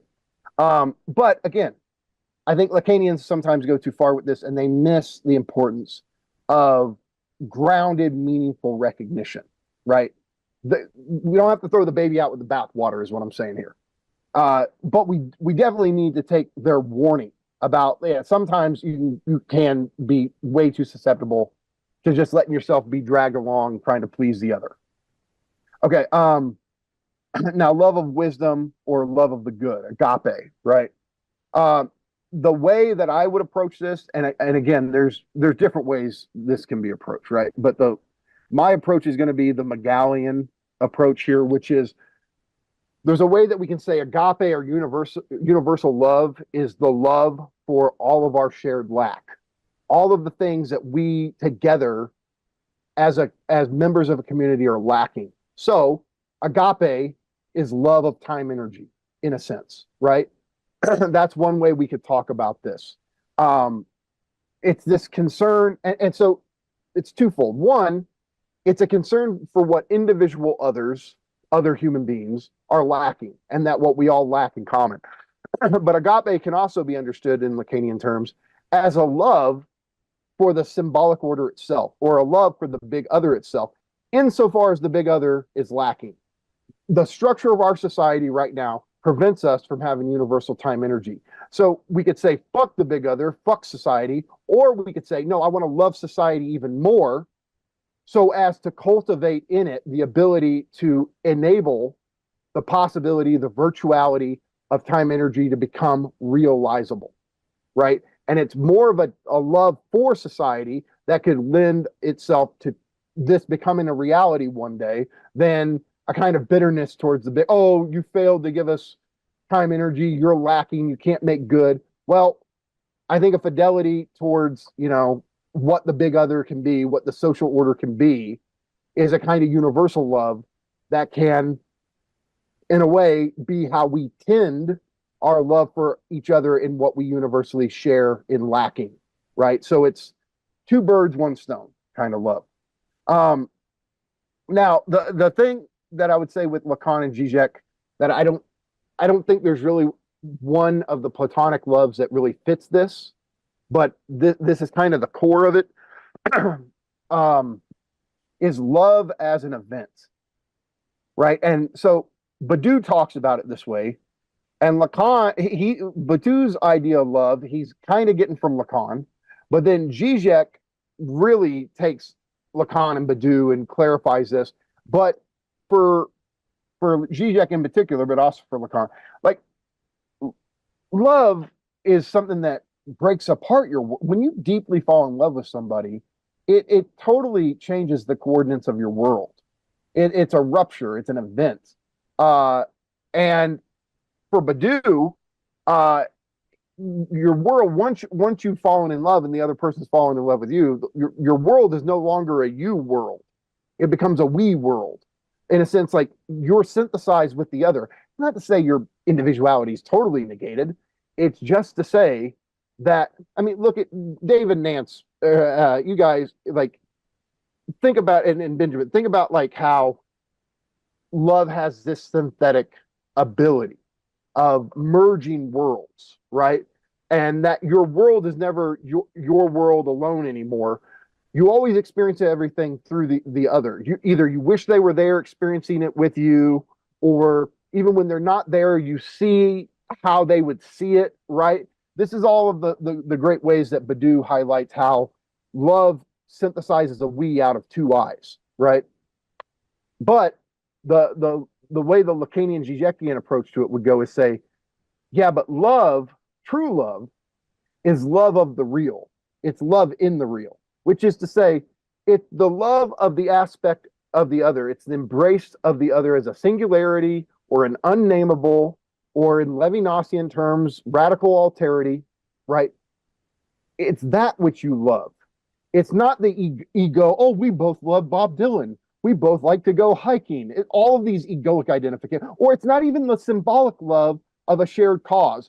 I've known Christians who have nothing in common at the ego level, but they have a deep love for each other because they're both Christians. And communists can have this, and people who are faithful to a cause or a fidelity, they might have nothing in common at the level of ego or how they dress or the music they like, right? But they have a symbolic identification. But love, the way that Lacan and Žižek want to talk about it, is this: I love this thing in you that I can't name, and I embrace you in your radical alterity, your unpredictability, in your singularity. And that is this form of real love, because you love something you can't, it's not an identification, it's not a common cause, it's something you can't name about the other.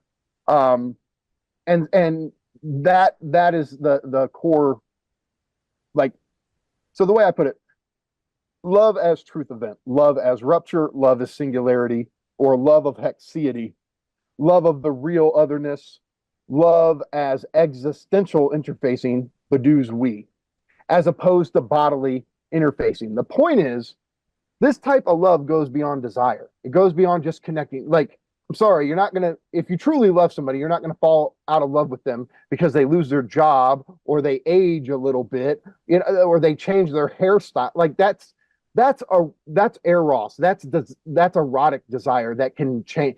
But if you love somebody to the core of their being, that shit doesn't phase you. And so this is a different type of love. And for Lacan and Žižek, this is the good stuff. This is the good type of love between a person and another person. And it's love of one real subject, or it's the love one real subject has for another real subject in their non-relation. So this is where the non-relation thing comes in. But it's the fact that I love you, even though we're not ontologically meant, we're not soulmates, we're not meant to be together, we're not absolutely compatible. I love you as the perfect being in your imperfection, in your inability to sync up with me perfectly. It's the love of how you have a singular non-relation with the other person. You love how you're not, it's a compatibility and incompatibility, something like that. Where you love the singular, non-harmonious relationship between you and another person, right? And this is again in the dimension of the real. And this is not one partial object connecting to a flow, and it's not one ego connecting to an alter ego. It's a deeper, non-connecting connection, right? For okay, but look, and the other ones I just want to kind of bullet point real quick. But pragma, which is concerned with performing duties out of a sense of obligation. Okay, not a bad thing in and of itself, but what the Lacanian perspective would do is like warn us, because how do I put it? Okay, so this can easily turn into the pervert's love. The issue with pragma is that it always runs the risk of intensifying into perversion. I'm merely the instrument of the other. So the pervert loves being the tool or the instrument of the I'm just doing my duty. And horrific shit is carried out in the name of this, right? Whether it's the Nazis or it's Stalinists at their worst or blah, blah, blah, blah, blah. It's this idea of I'm just serving the law. I'm doing my duty. But that's the point. Like the pervert is the person who says, I know better than you what's best for you. And so on an everyday level, pragma's fine. People, enjoy doing their duty. It just, if it intensifies too much, it gets fucking monstrous and it becomes the kind of like Stalinist superego that's like, no, motherfucker, I know, I don't, there's no doubt in me. I know exactly that I'm serving the universal laws of history. I'm just the instrument in realizing the communist march of history. Everything I do is validated by the fact that I'm just serving the big. This is I just want to say this is the risk of pragma gone wrong, right? Otherwise it's fine. It's just we got to be careful with that one. Okay, and then with ludus, and this is interesting, right? Like it's like, okay, how does this fit in the imaginary symbolic real, right? Because like what the pervert's doing is essentially a kind of symbolic love. It's an overly blind love to what you think is the symbolic mandates of your society, right? Unquestioning, just doing my duty, and if that means killing people, that's okay because I'm just doing my duty, right? So it's like a symbolic fidelity gone wrong. In the case of the pervert, this one though is interesting. What it really is almost like a kind of free play experimentation with is the other that I love, is it imaginary love? Is it symbolic love? Is it real love? And it's kind of a playful positioning or repositioning of the other in different registers, testing out where you're going to place them. Now, of course, in Lacanian terms, this would happen at an unconscious level.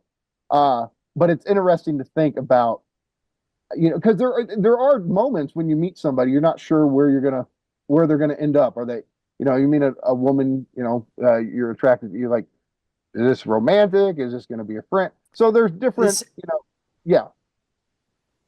Well, and Benjamin brought up flirting, and that's a great example, but also like you got to think about the sort of tension in the room when there's a new person who enters the workspace and then somebody cracks a joke and that's ludus, but what you're learning is how to relate to that person in that situation. Like, can this person get on our level?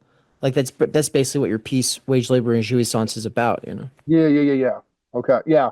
What kind of identify, is it imaginary, symbolic, or real? Do they enjoy the Lacan's conception of love, right? But okay, the only other thing I'll say is like, okay, so this is the experimental playfulness of positioning and repositioning others in different registers within the knot of the real, the imaginary, the symbolic. We could also view this as the love of rotating the wheel of the four discourses, right? So I'm not going to go into the four discourses here. We don't have time. But the point is, the four discourses for Lacan are the four fundamental different social links or social connections between one person and another, between one group and another. And it's like we can think about ludus in terms of like the four discourses. That would be something I'd like to write in the future. Okay, am I butchering Philadia, which is concerned with the love we feel for ourselves. Now, this is interesting in Lacanian terms because the love we feel for ourselves. Well, the immediate impulse is just to say this is narcissism, right? Love of one's ego. But there's a deeper sense where we can love ourselves beyond the ego, right? So we can say it's imaginary narcissistic love or egoic identification. Or we could say it's the love of real subjectivity. In truth, love of real subjectivity is the only love of self. Narcissism is the love of a false image of oneself. We can interpret philatia as anti-narcissism, love of the split in subjectivity, which is to say it's a love of your own lack. It's a love of how you cannot live up to your own ideals. It's how you cannot live up to the ideals of society. And it's in those forms that you lack, if you can love yourself, that's a deeper sense of self-love than just trying to live up to personal ideals or social ideals. Philia, which is concerned with the love we feel for a friend or a brother, someone we consider equal to ourselves. Now, we would just say this is imaginary symbolic identifications of fraternity, love of the particularity of the friend group, etc. It can also be viewed as the love of fellow citizens, whereas storge, right, is concerned with the love we feel for parents or children or for our close community, for polity or social organization. Like, so this is like love of close symbolic ties, family, neighbors. Some might be tempted to call this Oedipal love, but it's almost like these last two are circles, right?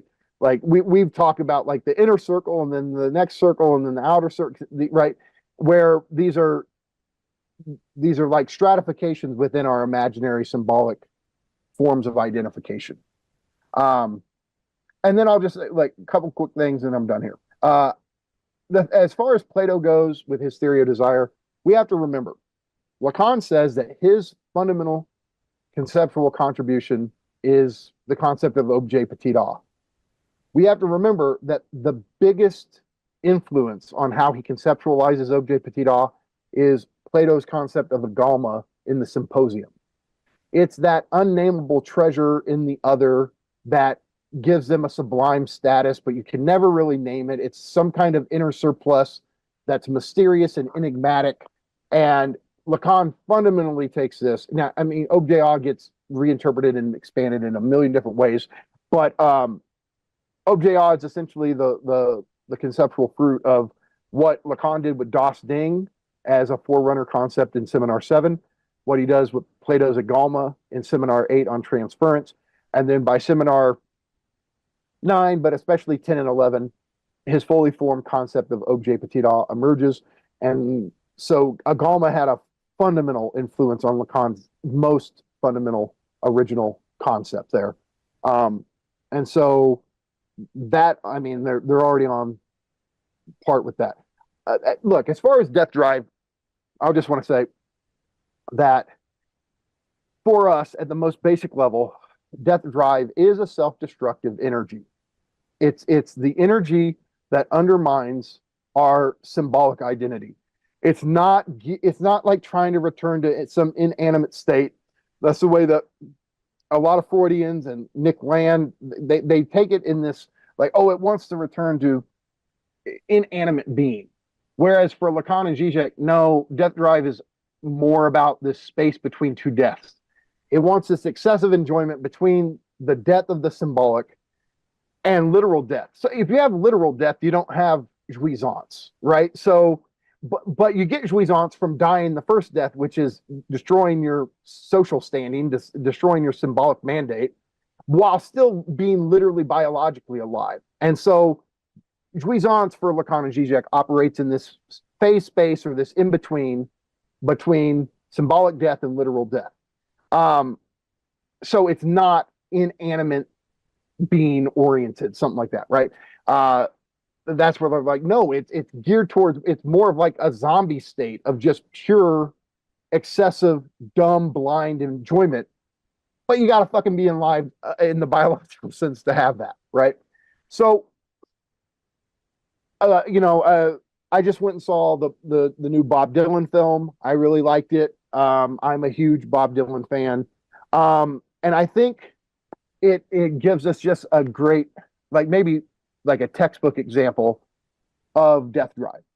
And the thing for us, Lacanian, Žižekian, McGowians, is Death Drive is also freedom drive in a sense.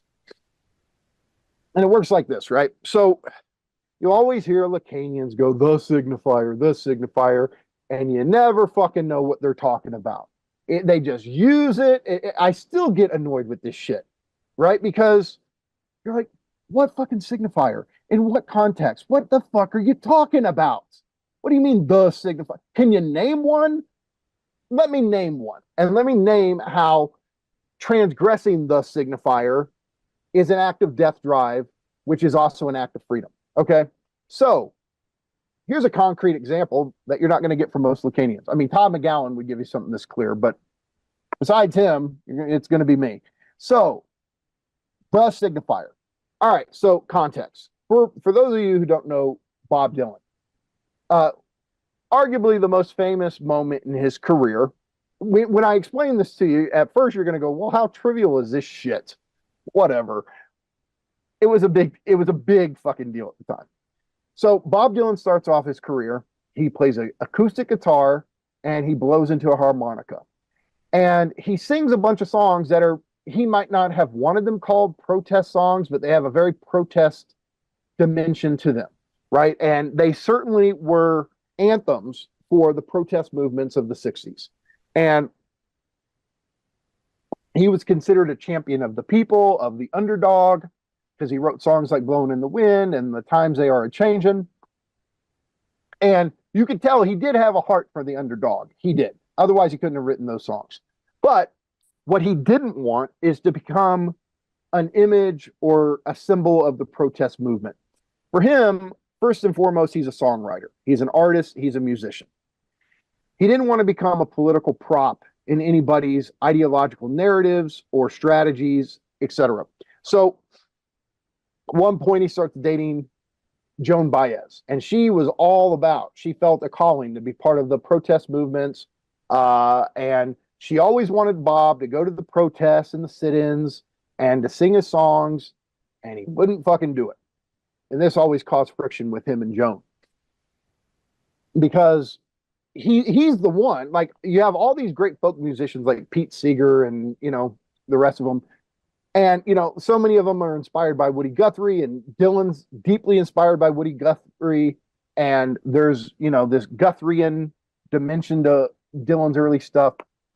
Point is, he seems like, on the one hand, he's young, he's a new face, he's given the folk music scene like an injection of youth and vitality. So the older guys like Pete Seeger are like, yes, this is what the fuck we need to spread the message, to get the music out there. We need a young face, a young talent to do this. And Dylan's like, okay. And he does this for a long time because this is where he just was musically and artistically at, via being inspired by Woody Guthrie. So for the first few albums, this is just him doing him. That's where he is at musically. By fourth or fifth album, what is it? Bringing It Back Home, is that it? He starts doing this thing where he starts experimenting with rock bands, having electric guitars and drums. And whereas before, all his albums had been acoustic guitar and harmonica and him singing. And so at first they're like, okay, the folk music scene was like, all right, he did this. But this tension with him going electric just builds and builds and builds. And it really culminates with him at, I believe it's the 1965 Folk Music Conference, Folk Music Festival in Newport, right? And this was like the folk festival throughout the 60s. And he had played it for years before. He's like the poster child for the folk music scene. And so the film depicts this. I mean, the documentarians have captured this whole thing. But there comes a point where Dylan's about to release his new album, which is the one with Like a Rolling Stone, Highway 61. This is his full-blown rock album is about to come out. But it's also time for him to play the Newport Festival. And so the organizers are sitting there going, Bob, this is a folk concert. It's not a rock concert. We don't need you going electric. We need you to play your classics. Go out there and do Blowing in the Wind and Times They Are Changing. And some part of him's just like, no, because that's not where he's at anymore. Bob Dylan is a great example of like rapid deterritorialization. This is why he's interesting to study as a subject, because it's like he just kept shedding his skin year after year after year.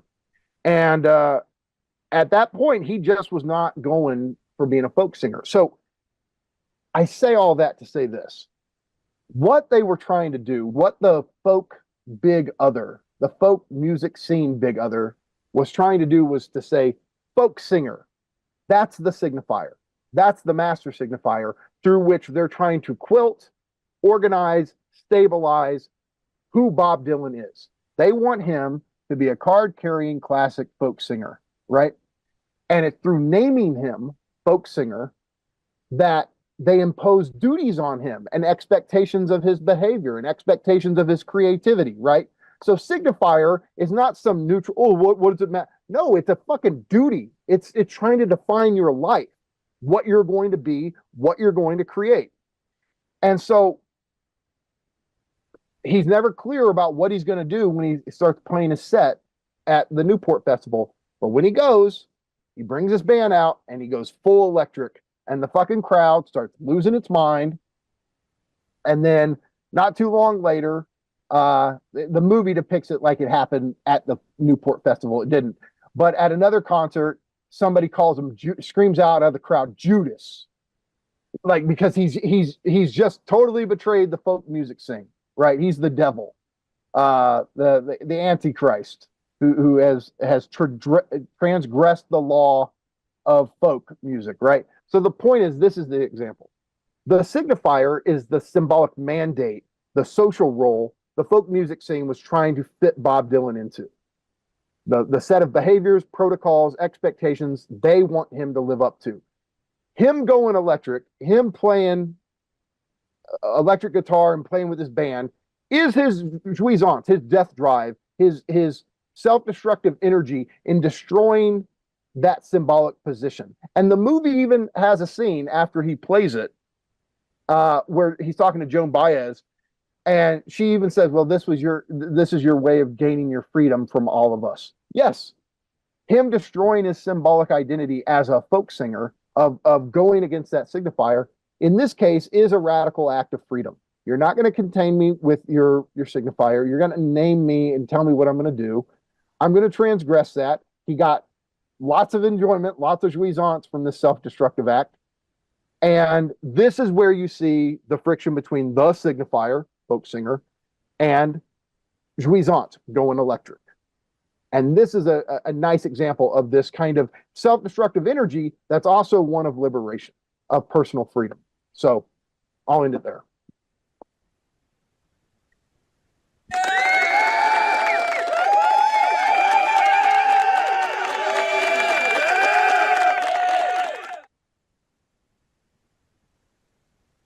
Thanks, Mikey. Yep. Also, Anne, welcome to the call. Great to have you here. We've got a half hour. We've got a half hour that remains of the time that we have planned for today. So we've basically got 20 minutes to kind of close this out. And so I'm going to keep almost everything I had to say for some other time. Let it simmer. And I want to first let other people go. So take it away, guys. I do want to know what Benjamin thinks of the Lacanian Plato connections that I came up with. Benjamin, if you talk the whole 20 minutes, that's okay with us, by the way. Well, that was very interesting. Of course, I do a films podcast called The Lack. Helen Rollins was on The Lack. And so I have been adjacent to Lacanians. I have never been properly myself a Lacan. person, but I have often found that I get along with and have a lot in common with people who have studied Lacan. I often find myself in conversation with people who have really studied Lacan. I have some familiarity with the concepts by hanging around them and picking them up, but it's certainly very different from properly reading. So, in listening to all of that, I saw a lot of interesting connections. There were a lot of things I could kind of vibe with. Oftentimes I think there is this possibility of describing some of the stuff in different terminology, putting it into different words, and that can be really invigorating. Like, for instance, the thing about Dylan at the end there is fascinating, right? Because you do have this rebellion against pragma, a set of duties that have been given to him, right? But in that particular case, that rebellion, while it has an erotic aspect, because what he wants to do is interface differently with the music, with the music. He wants to play different music. He wants to have a different sensory experience that he makes for people. He wants to put different sounds into ears. So there is an erotic aspect to this. But then also, because in that particular case, the destruction of the pragmatic role actually allowed him to take up a role which was even more successful in a pragmatic sense. He ultimately was able to do extremely well as an electronic rock and roll guy. It wasn't as if he only could do well as a folk person, and then by doing that, he actually destroyed his music career. Rather, he exchanged one thing for another thing. And that had me thinking about, how sometimes when you get out of pragma via, say, a move into eros, you end up reconstituting the pragma. And so the death drive becomes something which doesn't kill you, but reconfigures your life. Yeah. And sometimes that happens with people who will cheat on their spouse because they hate their marriage, and then they'll marry the person that they cheat on the spouse with and constitute something new. Now, I think if we keep it completely within capitalism, right, then it would just be changing out your pragma through a period in which you use the power of eros to just blow everything up, right? People use eros kind of as an explosive device to get out of their pragma cage. But then if you don't have anything else to do, you would just reconstitute your pragma cage in a different way eventually. Otherwise, you would eventually kill yourself by not being pragmatic enough, right? So you'd have to come back to pragma. At the same time, though, I'm not convinced that that would be an adequate way of explaining Bob Dylan, because Bob Dylan is a great musician. He's not just someone who exchanged one commercialized pragma role for a different commercialized pragma role, although maybe someone like Adorno would say that he was, right? But if we take Dylan seriously as potentially a great musician, then what we might say is that something which had begun in a higher kind of love, the folk music, when he began playing it, surely he did love it. It was his technique, his craft, his way of bringing the good into the world, right? But over time, he reached a stage where he lost the connection to that energy for folk, and folk turned into a pragmatic act for him, to the point where, even if he had wanted to try to write more folk out of a sense of duty or obligation, he could never have produced the same kind of folk again, because it was no longer motivated by the energy that would result in great folk, right? So the only way that he could make great music was to change the kind of music that he made. He lost the ability to do folk as a techne. It had become a job, and so he had to kind of find another techne. And in that situation, because of the constraints he was in, well, I wonder, because now we have to get into his head. Like, was he able to? At first, when he first started writing those great folk songs, maybe they weren't coming from pragma. They were agape. They really were tapped into this deeper love. And as they forced him to take this agape love and try to make it pragma. Yeah, and maybe when you commercialize something and you make it your job, if you take your technique and you make it your job, it gets kind of pragmatized, right? And as it gets pragmatized, what was something that you really loved, it was your way of bringing the good into the world, becomes something that's just a set of duties for you that you no longer relate to in the same way.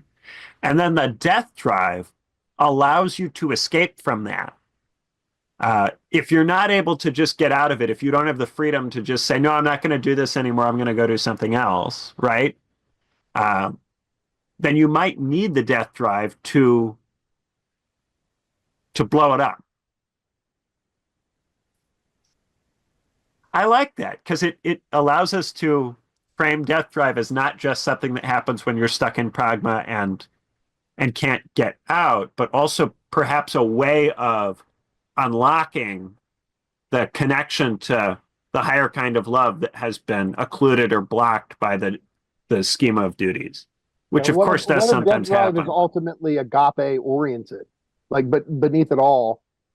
Ooh. That's I like this. Yeah. Yeah. And I wouldn't have gotten this by myself. I would have been like, oh, you have to find a way to actually figure out what you love and then go there. But that isn't the realistic situation for most people. The realistic situation is not, okay, I don't love folk anymore. I love something else. I'm going to go do it. It's, I don't love folk anymore. And a bunch of people telling you, you must continue to do folk. This is what we expect of you.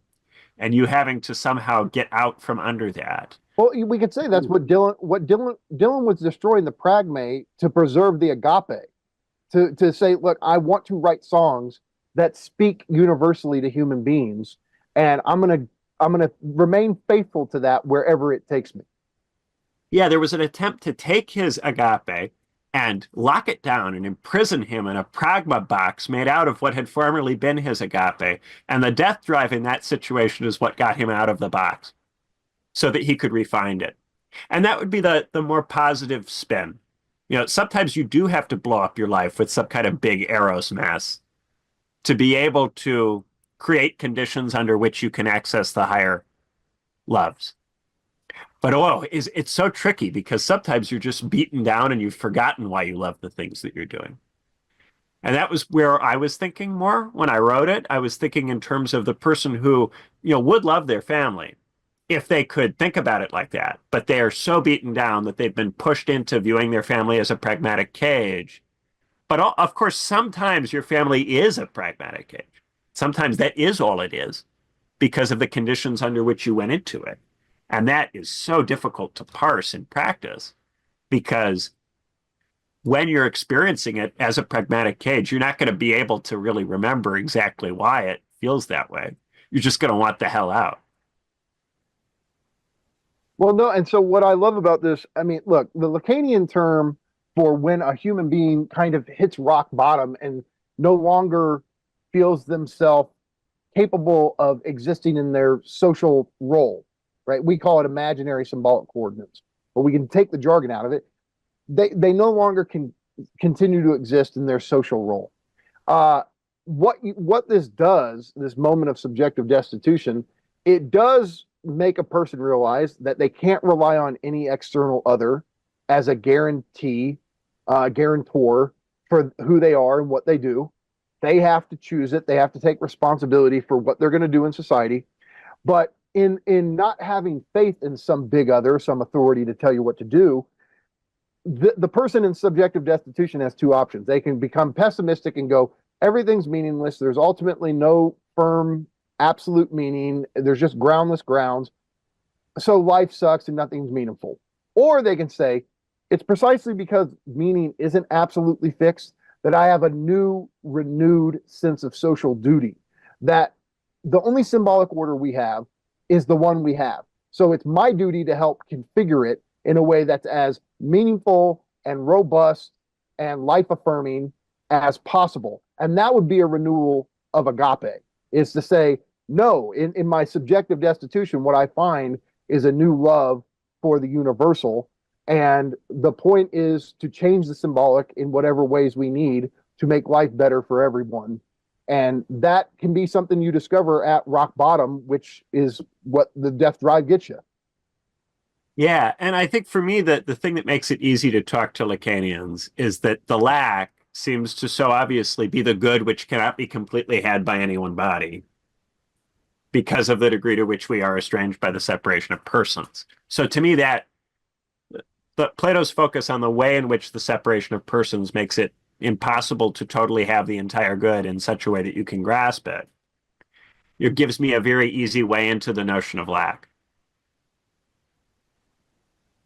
Yeah. And I think that probably does come out of the symposium. You know, that really, what is the thing that they have? It's the good. That's the thing that's in them. That's what you can't quite get. Mikey, we always go back to examples of symbolic suicide, and what Dylan was doing could have, I mean, he could have also known this would make him a more of a star. So I want to use an example of. I was just saying he did know it would ruin his relationships with the people in that community for at least a while. There you go. But I want to use like a really bad example, like an example like where it's like, ooh, no, there's no way you're going to turn that into a positive. So we'll use like the priest who like marries a nun or like knocks her up or something, like something like, oh, it's scandalous. Mm-hmm. But that's symbolic suicide because obviously it really undermines the whole situation in terms of his role, his function as a priest. But you also had referred to the imaginary symbolic coordinates. We don't tend to talk about imaginary suicide, but because, and I always want to clarify this for folks who don't know, it's not just like imaginary, it's like perspectival, imagistic stuff that you can see, stuff that you see. The tree outside is imaginary in that sense. You can look at your own hand. Your hand is an image, right?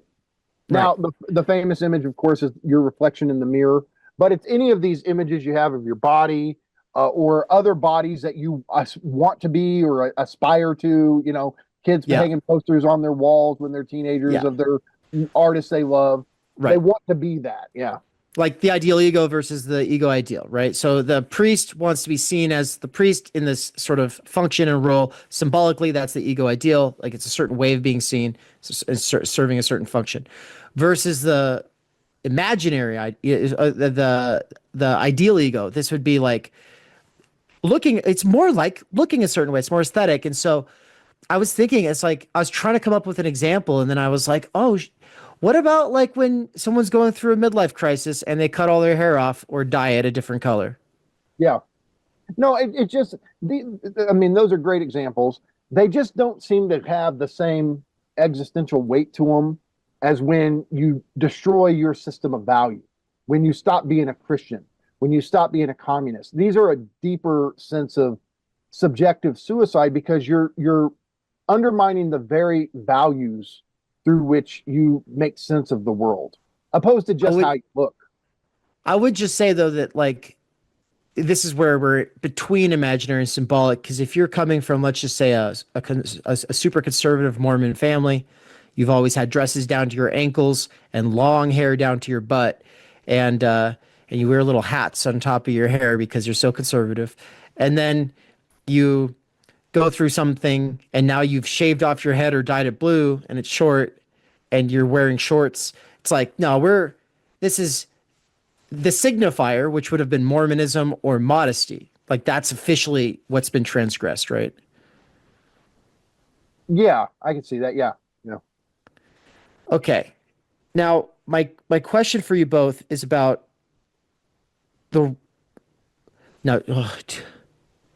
we do have time. Okay, so I'll just do it really quick. It's a sort of origin story. I think it's worth just this whole thing that we've done over the last couple hours here is a good standalone, but you guys are both kind of getting on the same level. You're developing your conception of how this stuff works by trying to use a real example, which is really cool to watch. But the origin stories for these two things, on the one side, the Lacanian origin story has to do with prohibition and the fantasy, the retroactive fantasy of total or filled jouissance. Like it's the father of the horde. At some point before I was castrated, I had it all, man. I could do whatever I wanted. And it's a retroactive fantasy. It's not based on anything real except for this sense of a lack, which is based in you don't get to do whatever you want. So that's the little origin story for this like Lacanian drive, which you can correct if you want, and then let's just see if I follow you right, Benjamin. The origin story for Death Drive in your piece, and maybe you want to modify it slightly off after this conversation, but just going off your piece, I think you're saying that if you cannot return to one, that is agape, because you haven't learned to love yourself, and you're part of the one, and therefore you have insufficient philautia, then you're stuck with pragma versus eros and time, which is just bodily desire and respect or honor. Okay, and so it's like, and when I think about this, it's like, oh, I want people to see me and think I'm cool, and so I got to look a certain way, I got to act a certain way, and then I'll be able to be liked, but also it's because I want to get my dick sucked, to be vulgar. It's like, this is, but that's but oh wait, hold on. I got to go back to work though. I got a budget. I got to be serious. And so this is the dialectic between the workaholic and the jackoff, right? The ethical normie is going to be try to do both, right? Have fun, but also get things done. Okay. But the point is that if you're stuck between pragma versus eros and time, I think you had said Death Drive is the rebellion of eros. Yeah, it's the rebellion against pragma. It's a desire to get out of pragma, to not have so much of life be pragma, and to get out of it. So this would, I think, withstand the point that Mikey is making, which is sometimes it can serve to eventually get you back to agape or the higher loves in general. But the emphasis point here is that it's an attempt to get out of pragma. And I think sometimes it can be really horrible. So to give an example that is obviously horrible and doesn't accomplish anything, right? Sometimes people don't like their lives, and so they just let themselves eat. They let themselves eat, and then that's their erotic rebellion against the fact that so much of their life is pragmatic stuff that they don't identify with and don't actually want to do, right? They're stuck doing all these pragmatic tasks. They hate having to be in pragma so much, so they just eat. And they just get really heavy. And there's a huge number of people who, to varying degrees, do that right now, all over the place, right? They don't like their life, so they eat too much. And this doesn't actually destroy their life in such a way that they're able to overcome the pragma or to actually escape the role, right? It just gradually damages their body to the point at which they die, maybe 10 or 20 years earlier than they otherwise would have done. And I think that's something that happens a lot, where it just produces a kind of rebellion that makes everything a little worse, but doesn't actually get you out ultimately. The Mikey example of a case where it actually liberates you from the stultifying position so that you can reconfigure, I think that's a wonderful case. And I hadn't really thought about that case. But I also think that the much more common kind of ordinary case is an attempt to get recognition or an attempt to have a good time in a way that's nonetheless compatible with continuing to observe the pragma. So some kind of petty rebellion in some other area that just makes everything worse. Drug usage, alcoholism, these other things that they fuck your life up. Yeah, they just fuck your life up, and gradually and slowly, and don't make it easy. In fact, make it harder to recode in a way that would unlock the other loves, because they create further problems in the material situation.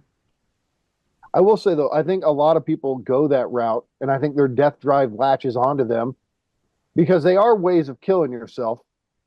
They're slow forms, They're not, you're not putting a gun to your head, but it's also because people can't escape the actual symbolic position they're forced into, whether it's a shitty job or whatever, where they feel so stuck in their signifier, in their containment unit, that, yeah, it's like, well, fuck it. It is some sense of freedom to destroy yourself in a bad way, because you can't break free of the facticity of your signifier, of your symbolic mandate.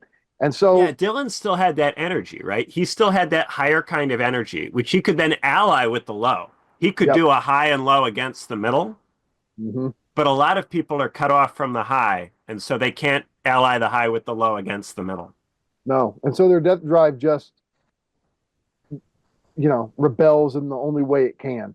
And so this is where I would say, yeah, death drive, it's not just liberatory in some great sense. I mean, the different expressions, sometimes the Dylan example is one you want to go, yeah, fuck yeah. But the other examples we've mentioned, you don't want to give a fuck yeah to them. But this is where I think in terms of structure, where I'm like, yeah, but if people weren't stultified and stuck in these shitty symbolic positions without seeing Right. any hope of breaking free of them, then we could allow the drive to flourish in ways that positive ways of destroying yourself. Yeah, then there Opposed would to be much actually more negative. often instances of the Dylan style, Yes. using that higher energy to get out of the pragma when it has become Yes. limiting. Instead of Yeah. the poisonous forms of death drive. That's a wonderful horizon that we've gotten out of this discussion. I think so too. That's why Yeah. I loved what you wrote, and I was like, man, I was so excited. I'm like, it was so effortless. Where I'm like, okay, I don't have time to write a piece, but I know Sorge and affiliate, like it just all came together. Where I'm like, this is so fucking cool. So you want to know why you come to Theory Underground? Good luck finding this anywhere else on the internet.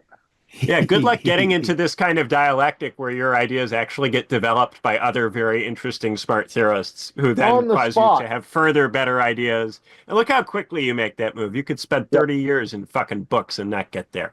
Mm-hmm. Yeah.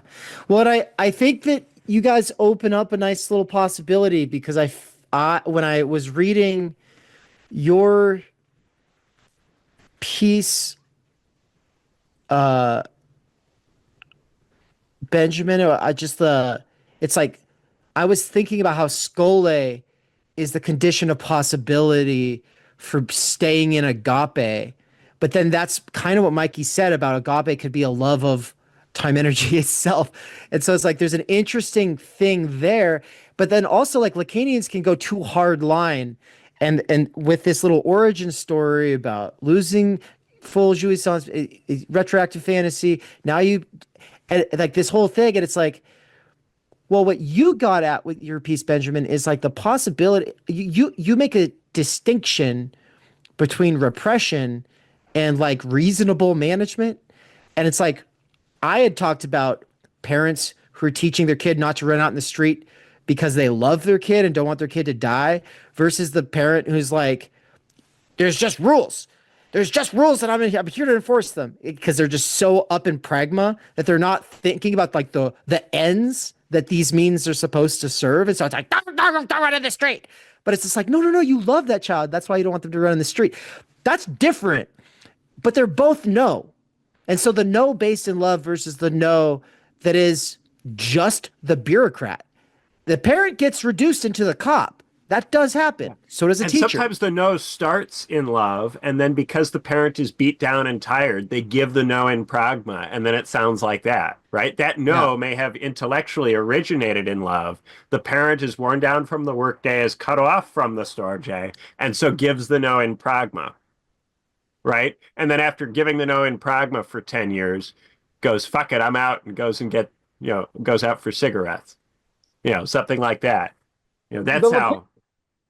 The Lacanian Žižekian response would just be like, but for the no to really take place and for it to be internalized, there is some sort of violent imposition of it on us, because if it's like reasonable, like, hey, little guy, I care for you. You can't do that. You might get hurt.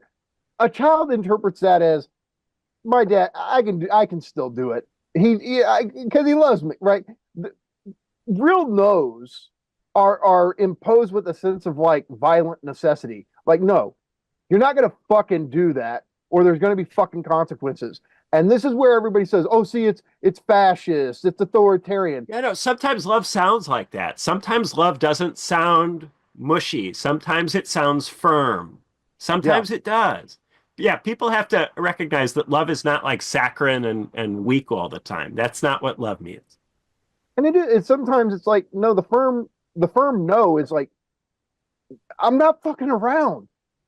And there's certain people on the left who think this is just intrinsically fascist or authoritarian, and I don't. I think the firm no it can actually be the act of love, because without it being firm, or you feeling like, no, I'm actually going to suffer some sort of punishment if I do this, then you think you can do it. It's not really a no. Like, there has to be a sense of this other who's in authoritative position is not fucking around. And that's for my own good, especially as a baby. Like, yeah, there have to be consequences of some kind. Go to your room. Something's going to happen. And so, yeah, I mean, this whole thing of just like, where they act like, oh, the no is just the worst thing. I just have never resonated with this. I just think it's so abstract, actually, and detached from like real parenting, where you're trying to, like, when I tell you don't go into the fucking street, I'm not fucking around. And it's not because I want to deprive you of some sublime enjoyment. It's because I don't want you to fucking die. And your little fucking ass doesn't register this. So do not go in the fucking street. So on that note, Mikey, I'm gonna intercede here, and I'm gonna say, no, stop talking. We're actually out of time. We overflowed the allotted time for the day. But dude, yeah, this is great.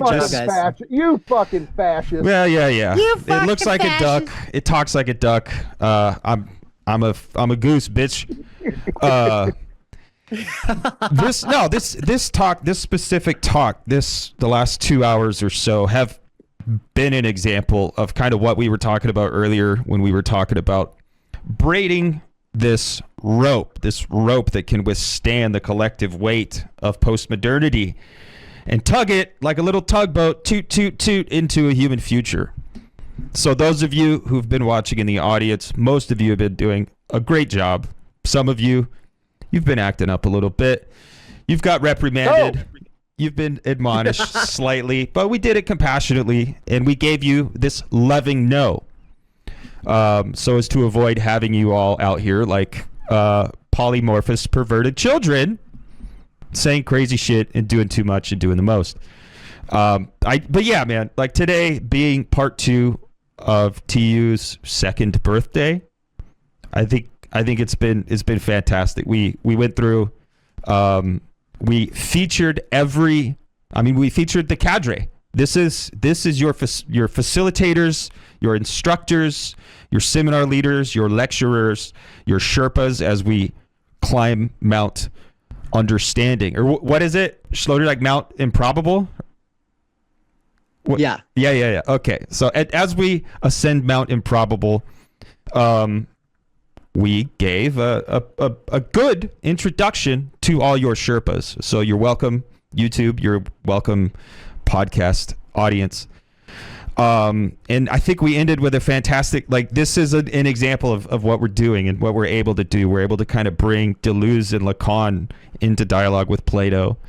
And it's shit, dude, I have tons of questions. Like, I'm over here thinking like, well, shit, now I want to write a paper about why I think Lacan is wrong about love. Like, I have a totally different idea. And, Plato's helping me see things that I don't know, previously couldn't put into words or whatever. But there's all this shit going on, and it's been great. But we are out of time. So you guys, thank you all so much for being here. YouTube, podcast audience, thank you guys and gals for your rapt attention and your, for the most part, constructive participation. in the chat and in the comment section. But we are going to boogie woogie oogie unless Anne is available and she wants to pipe in real quick. I don't know. I'll just say one thing, and that's that if you are a current subscriber at TU, I'm sorry that if there's been any complications getting you from the old site to the new site. So if people go to theoryunderground.com, you're good to go. Just subscribe the good old fashioned way. But if you're subscribed on the old site and the migration is still incomplete because I had to do the holidays and I had to step away for a little bit, well, in the next week, that's when we hope to really solidify the migration, meaning that people who are paying $30 a month, they get grandfathered in at the $50 a month level. And that grandfathering works for all the tiers all the way up. And that's why Jacob in the chat was talking about $30. Someone was like, wait, there's a $30 subscription tier? No, there's not. There's 50, 100, and 300 for now. It'll get more complicated later. We'll add stuff and subtract stuff and constantly hone it into our needs, your needs, the nice sweet spot between all of our needs. And so with that, thank you. The link is shared in the description for Benjamin's post, for subscribing, for everything. So awesome. It looks like Anne's not going to turn on. So Nance, thanks for closing this thing out. Mikey, all right. Benjamin. Thanks all. And we are going to go. Joy to the world. There we go. Yeah. You can support the free and public work at TU by becoming a patron over at Patreon. But if you would like to get involved and become a member at Theory Underground so that you can listen to special content that is not accessible to anyone else, or if you go up a subscriber level, actually join in the discussions, or at the top level, have us actually read your work, giving constructive feedback and ultimately paving a way to potentially being a part of what we call the turn, then you'll want to become a subscriber. That's how you will access the ongoing courses and seminars. We've brought together Benjamin Studebaker's experience in political theory and science and philosophy with my critical social theory, phenomenology, existentialism, critique of political economy, critical media theory approach, combined with Michael Downes's fault line theory, you know, the CCRU versus Ljubljana School, or Žižek versus Land. And of course, how he brings those against one another and then transcends them through other thinkers like Baudrillard, who he'll be teaching an intro course to in 2025. All of us are teaching stuff in 2025 that rhymes or argues or goes together. And so the best way to accelerate your development getting into theory right now is to just become a subscriber at TU. Just go to the website, click get involved, and I'm gonna look, this, what I'm about to play for you all is a really special moment from our documentary that we're working on, an interview where Benjamin explains why he's supporting Theory Underground and getting involved as a active member here at the core of the teaching team. Yeah, so the thing that I notice is that a lot of people criticize the university, they criticize the left, they don't build an alternative institution. They will go, the university sucks, but you know what's great? Substack and Patreon and YouTube, and they'll lean into that. But that is a negation, right? You guys don't do that. You guys are interested in sublating the university within the newly emergent media. Or you could frame it the other way, sublating the newly emergent media within the university, right? And so this, of course, will ultimately lead, if you take it where it goes, to a question of institutions and having actual economic, social role possibilities for theorists. Guess what? If you run This is the critical crisis, which is that there are still some very bright, very well-educated people, but they are not able to replace themselves. And because most of them have university positions, their level of interest in replacing themselves is to some degree compromised. They don't have to worry that much about themselves. They don't have that much stake in it because they're already set up. However, because you aren't in the underground, you have some potential of being able to actually create an institution or structure which makes it possible for people to do theory in the future. This is something that, as far as I can tell, only you are doing. The thing about freeing Mikey from wage labor, this idea not only that your channel would free you from the Amazon job, but that this could grow in such a way that it could provide spaces for multiple people, and then those multiple people could interact in the way that they would in a monastery or in a university department. This is the revolutionary idea in terms of raising consciousness and making it possible for us to think in such a way that we could return even to the horizons of the tens and talking about things like Medicare for all in a not stupid, not bullshit way, in a serious way. To get to that point, we need to raise our level of ability to think. We need new intellectuals in our generation that are real intellectuals and not people who are running around scared of what the DSA or their university department thinks of them.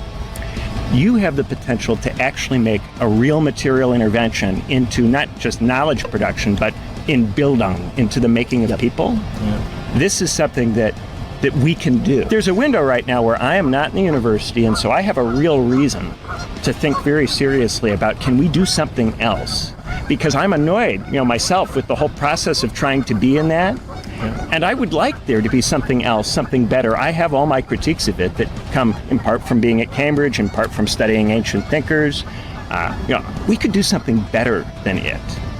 Not just something that is an imitation or steals some things from it and does the best you can with it, but something that actually is better and that produces the kind of theory that in modernity, how do you make a Hegel? How do you make a Marx? We have to reinvent this. It's no longer possible to do that. We've got to, I think, actually institutionalize in a material way, and this is the sense in which I will uphold the kernel of materialism, actually giving a shit about the structure and what kind of structure is necessary to give rise to a form of life in which this kind of really, really good work can be produced. Joy to the world. There we go. So check it out. I'm not trying to convince anybody of anything. I'm not trying to sell anything to anybody. If you want in, get in now. There's not a lot of space for a lot of people. There's only a little bit of our time and our energy and our attention that we're willing to give. And we are zealous defenders of how much of it we give and when we give it and how we give it. And we've got a plan. And you need to get involved and just trust the plan for 2025. It will be rolled out over the course of the next 12 months. But you're not going to know what's going on if you're not really tuning in. And the best way to do that is, if you're able, to become a subscriber at theoryunderground.com/subscribe. And that's how you will access Benjamin Studebaker's course, Nina Power's course, Benjamin's, mine, and Mikey's seminars, as well as so much of the other stuff that we have up our sleeve that we will be announcing, that you'll be finding out about soon. As long as you stay tuned. Obviously that means subscribing, clicking the little bell, subscribing so you get our updates on Substack, you can follow our writing, but the most important place is theoryunderground.com/subscribe. That's how you access the ultimate document of everything, the handbook and the sheet that has the schedule with everything you need to know to get involved, and then you can just trickle all of the base concepts, questions, problems, thinkers, fields, texts into your brain over the course of 2025. Very excited to have you there. You being the person who's down for the cause.